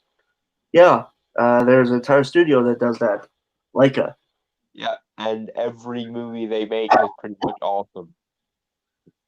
Sometimes you think it's CGI. Yeah, it's they're some of the most awesome and beautiful movies ever made. It's such a shame they don't make more of all the money they should make. Yeah. Granted, Box Trolls was a little bit on the weaker side, but hey, nobody can bat 1,000 all the time. And I still think that Mitch from Paranorman is cute, so there's that.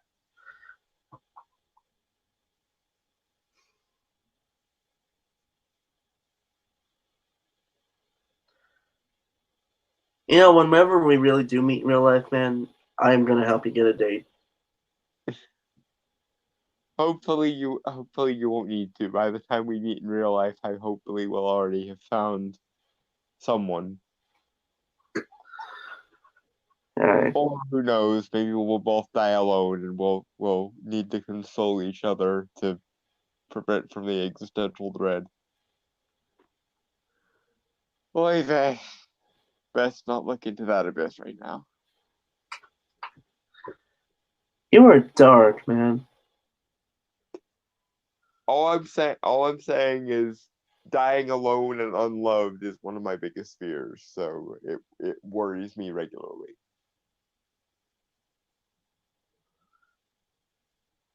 And here I thought I had issues. Again, looking away from the abyss as thematically appropriate as looking into the abyss in this case probably would be, because Lovecraft. Right. But were imperfections part of Harryhausen's charm, or any similar special effect? In King Kong, for instance, which was animated by Harryhausen's mentor Willis O'Brien, Kong's fur seems alive, constantly shifting, and that's thanks to the literal hand of the creator. See, okay. Yeah. Go ahead. See, it's jumping from topic to topic now.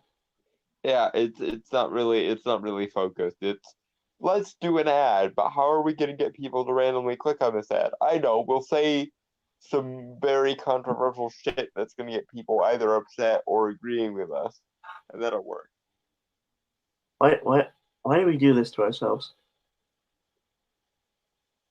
Because the more stupidity we address, the less our audience have to view it themselves. Fair enough. O'Brien suddenly shifted the fur on the Kong puppet every time he repositioned it for the next shot. Stanley's eyes lit up at the mention of Kong, which he proclaimed to be his favorite movie of all time. I saw it for the first time when I was 4 years old, and I still burst into tears at the ending, he said. It connects with me emotionally more strongly than the crucifixion, I think. Okay, why did you have to bring religious language into it? Especially if you don't find the crucifixion all that compelling, which, fair enough. And the fact that he also brings up one of H.P. Lovecraft's problems is atheism, which I assume isn't really proven or anything. Well, no, he was an atheist. It's not relevant to okay. fucking anything, basically.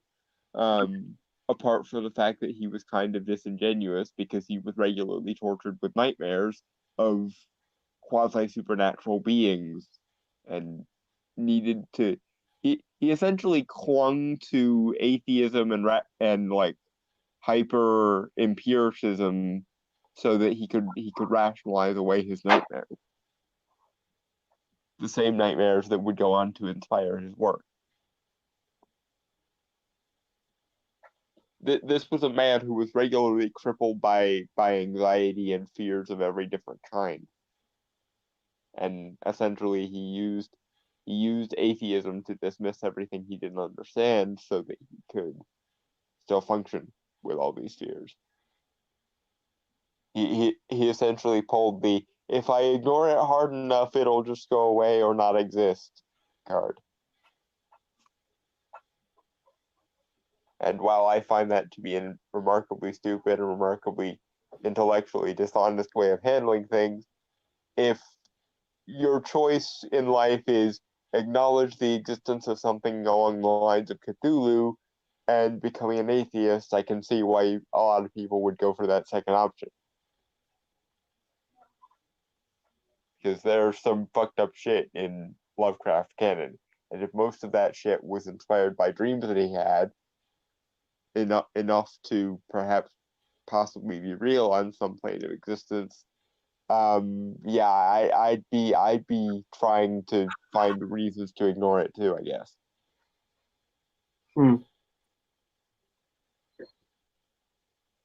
Although he didn't really help himself, because when he did decide to make a universe out of this, he also started researching Sumerian and Babylonian mythology, which probably didn't help the nightmares. Yeah. Okay. Iconic images. Oh, okay. I think Kong on Kong on the Empire State Building is one of the most powerful, iconic images that has ever been created by our culture. My heart is still there for the big ape. Yeah, no argument here. Khan's awesome. Although the first version of Khan that I ever watched, aside from the 1930s one, which I believe is the one he's referring to, Yep. was the Peter Jackson one with Jack Black. That was the first one. That was the first one I saw. Which that was a really good movie, I thought. It wasn't exactly perfect, but it was a really good movie. Yep. Okay. Jumping off the talk of special effects, he admitted that was one area where they just didn't have the budget to make color out of space look realistic, either digitally or with practical effects. The Gardner family raises alpacas, and as you can imagine, these poor animals don't quite make it through the movie unscathed. Yeah, I wouldn't imagine so. And good God, I can't imagine how mangled they get by the color-related mutations. Shall I describe them? Huh?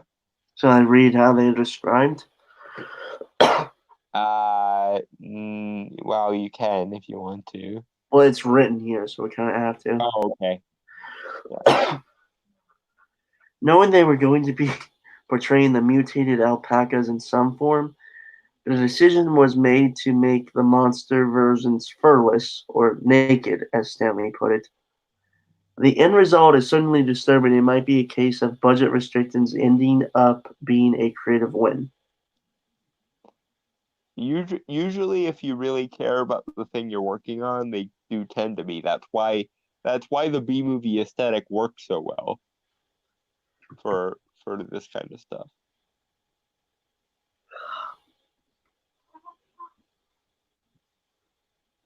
That's why there's an entire cult of film geeks who absolutely adore B movie sci-fi and fantasy stuff.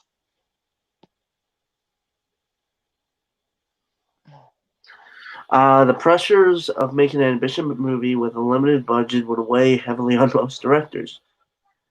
I don't know. There are quite a few actors who I think probably could handle it. Directors. Yeah. You said actors. No, I didn't. Yes, I you said did. directors. No, you said actors. Did I? Yes, you did. Fuck. Yeah, but there are plenty of directors who can handle it, I think. I mean, don't get me wrong. There are probably actors who would be fine working with a smaller budget, but Yeah. But there are a lot of directors who could manage to work with a minimal budget. I mean, how? Todd Phillips made Joker for 62.5 million, which isn't much at all. So Stanley was not immune to that stress. In fact, working day in and day out in this headspace had an effect on the director's unconscious mind.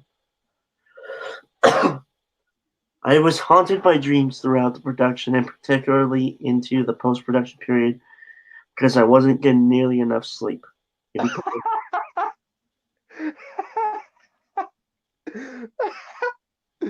oh god, that's funny.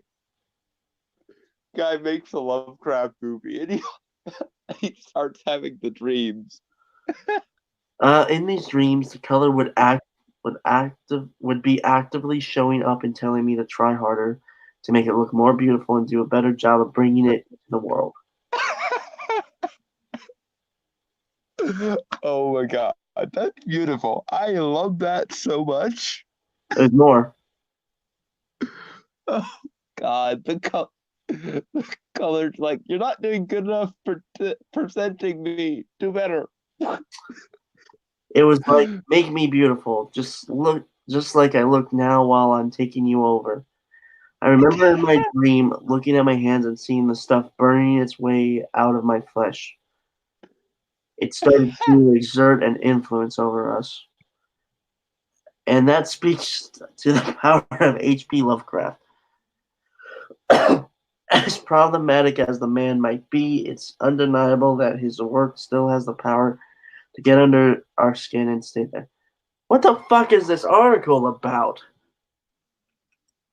It's basically trying to dump on H.P. Lovecraft while still not pissing off every person who's ever loved H.P. Lovecraft. But I love the fact that the color from out of space just showed up and was like, do better. Yeah.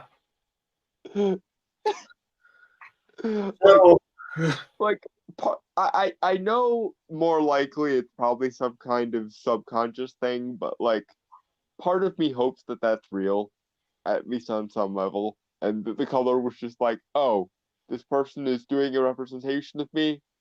I will be the judge of this representation of me. This representation is not good enough. Do better, damn you.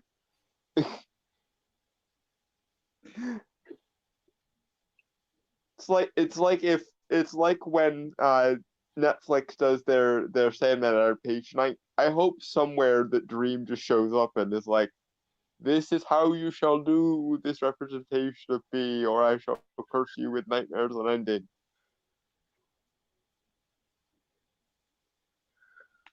Right. That as stupid as that article was, that bit at the end really brought a smile to my face.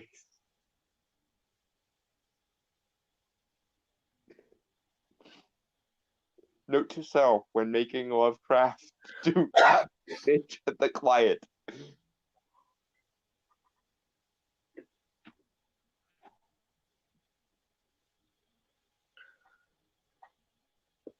Yes. I almost wonder how Cthulhu feels about the various video games and stuff he's referenced in now. That's a good question. So, guys, we are going to cap it off with comic recommendations. Obviously, there are dozens upon dozens of Lovecraft comics that are worth recommending. There are even a set that star a young Howard Phillips Lovecraft as a boy. I forget what they're called. They're usually called Howard Phillips Lovecraft and the whatever the comic is about. And I don't remember who they're by, or else I would tell. But there are lots of comic adaptations of Lovecraft's work that are worth looking into. And not many people know this, but Lovecraft did most of his writing in pulp magazines, which you can still get copies of. So if you're interested in that, that sort of qualifies as a comic as well. So yay. And that's a really fun trick to pull on people who think that comics are an inferior art form, by the way, to remind them that Lovecraft essentially did most of his work in comic form. No, I did not. Hmm? I did not know that, actually, Don. Yeah, in pulp magazine form, which are essentially proto comics. Neat. Mm-hmm. In fact, the person who created my favorite character in comics, Dr. Fate, Gardner Fox, specifically wanted the character to be kind of a send up to Lovecraft because he was a massive Lovecraft fanboy, and that's why he got into comics. So at the very least, Howard, thank you for inadvertently inspiring Gardner Fox, because he created some of my favorite characters, because he was inspired by you doing your thing. Yeah. Well, because I say this almost every week, but I do have something new. I finished the first volume of Umbrella Academy. It's taken me 2 months to do so. Mm-hmm. It's good, and I totally recommend you go get it. It harkens back to the Silver Age in terms of like style, tone, and just balls to the wall fun. Mm. But it also has a touch of modern writing in terms of like the storytelling and the character work, and just it's really snappy. Mm-hmm. And also, I have recently gotten my Netflix back, and I watched Into the Spider-Verse for the first time. What'd you think? Holy motherfucking shit! Yeah, that's the appropriate reaction. Yeah, so I would totally recommend to watch that movie. It is like one of the really best Spider-Man movies made in like the past. Well, ever since Spider-Man movies have been made. And naturally, because I'm going to say this, um, watch Dark Crystal and Dark Crystal Age of Resistance while you still have Netflix. It's in my list. Also, I'd recommend checking out Chilling Adventures of Sabrina, which incidentally is also based on a comic. So if anyone's interested in that, or anyone likes the show, that is a comic you could go and pick up. It is pretty good. Right. So I have 2 more days, so hopefully I will be able to read some more comics and shit, and let you guys know next week. And yeah, so we'll be back next week with a whole bunch more of stuff. Yeah. Next Sunday is the Super Bowl, which will probably result in a bunch of new trailers and stuff, and we might end up needing to do a one shot to do all the Super Bowl trailer reactions. Maybe. Anyway, folks. Or we'll just fill the show 2 weeks from now with all of this stuff. Who knows? So with that, folks, I want to say goodbye, adios, aloha, avidase, sayonara, peace, cheers, and Shalom. Do not make deals with Eldritch Lovecraftian abominations, and fuck off.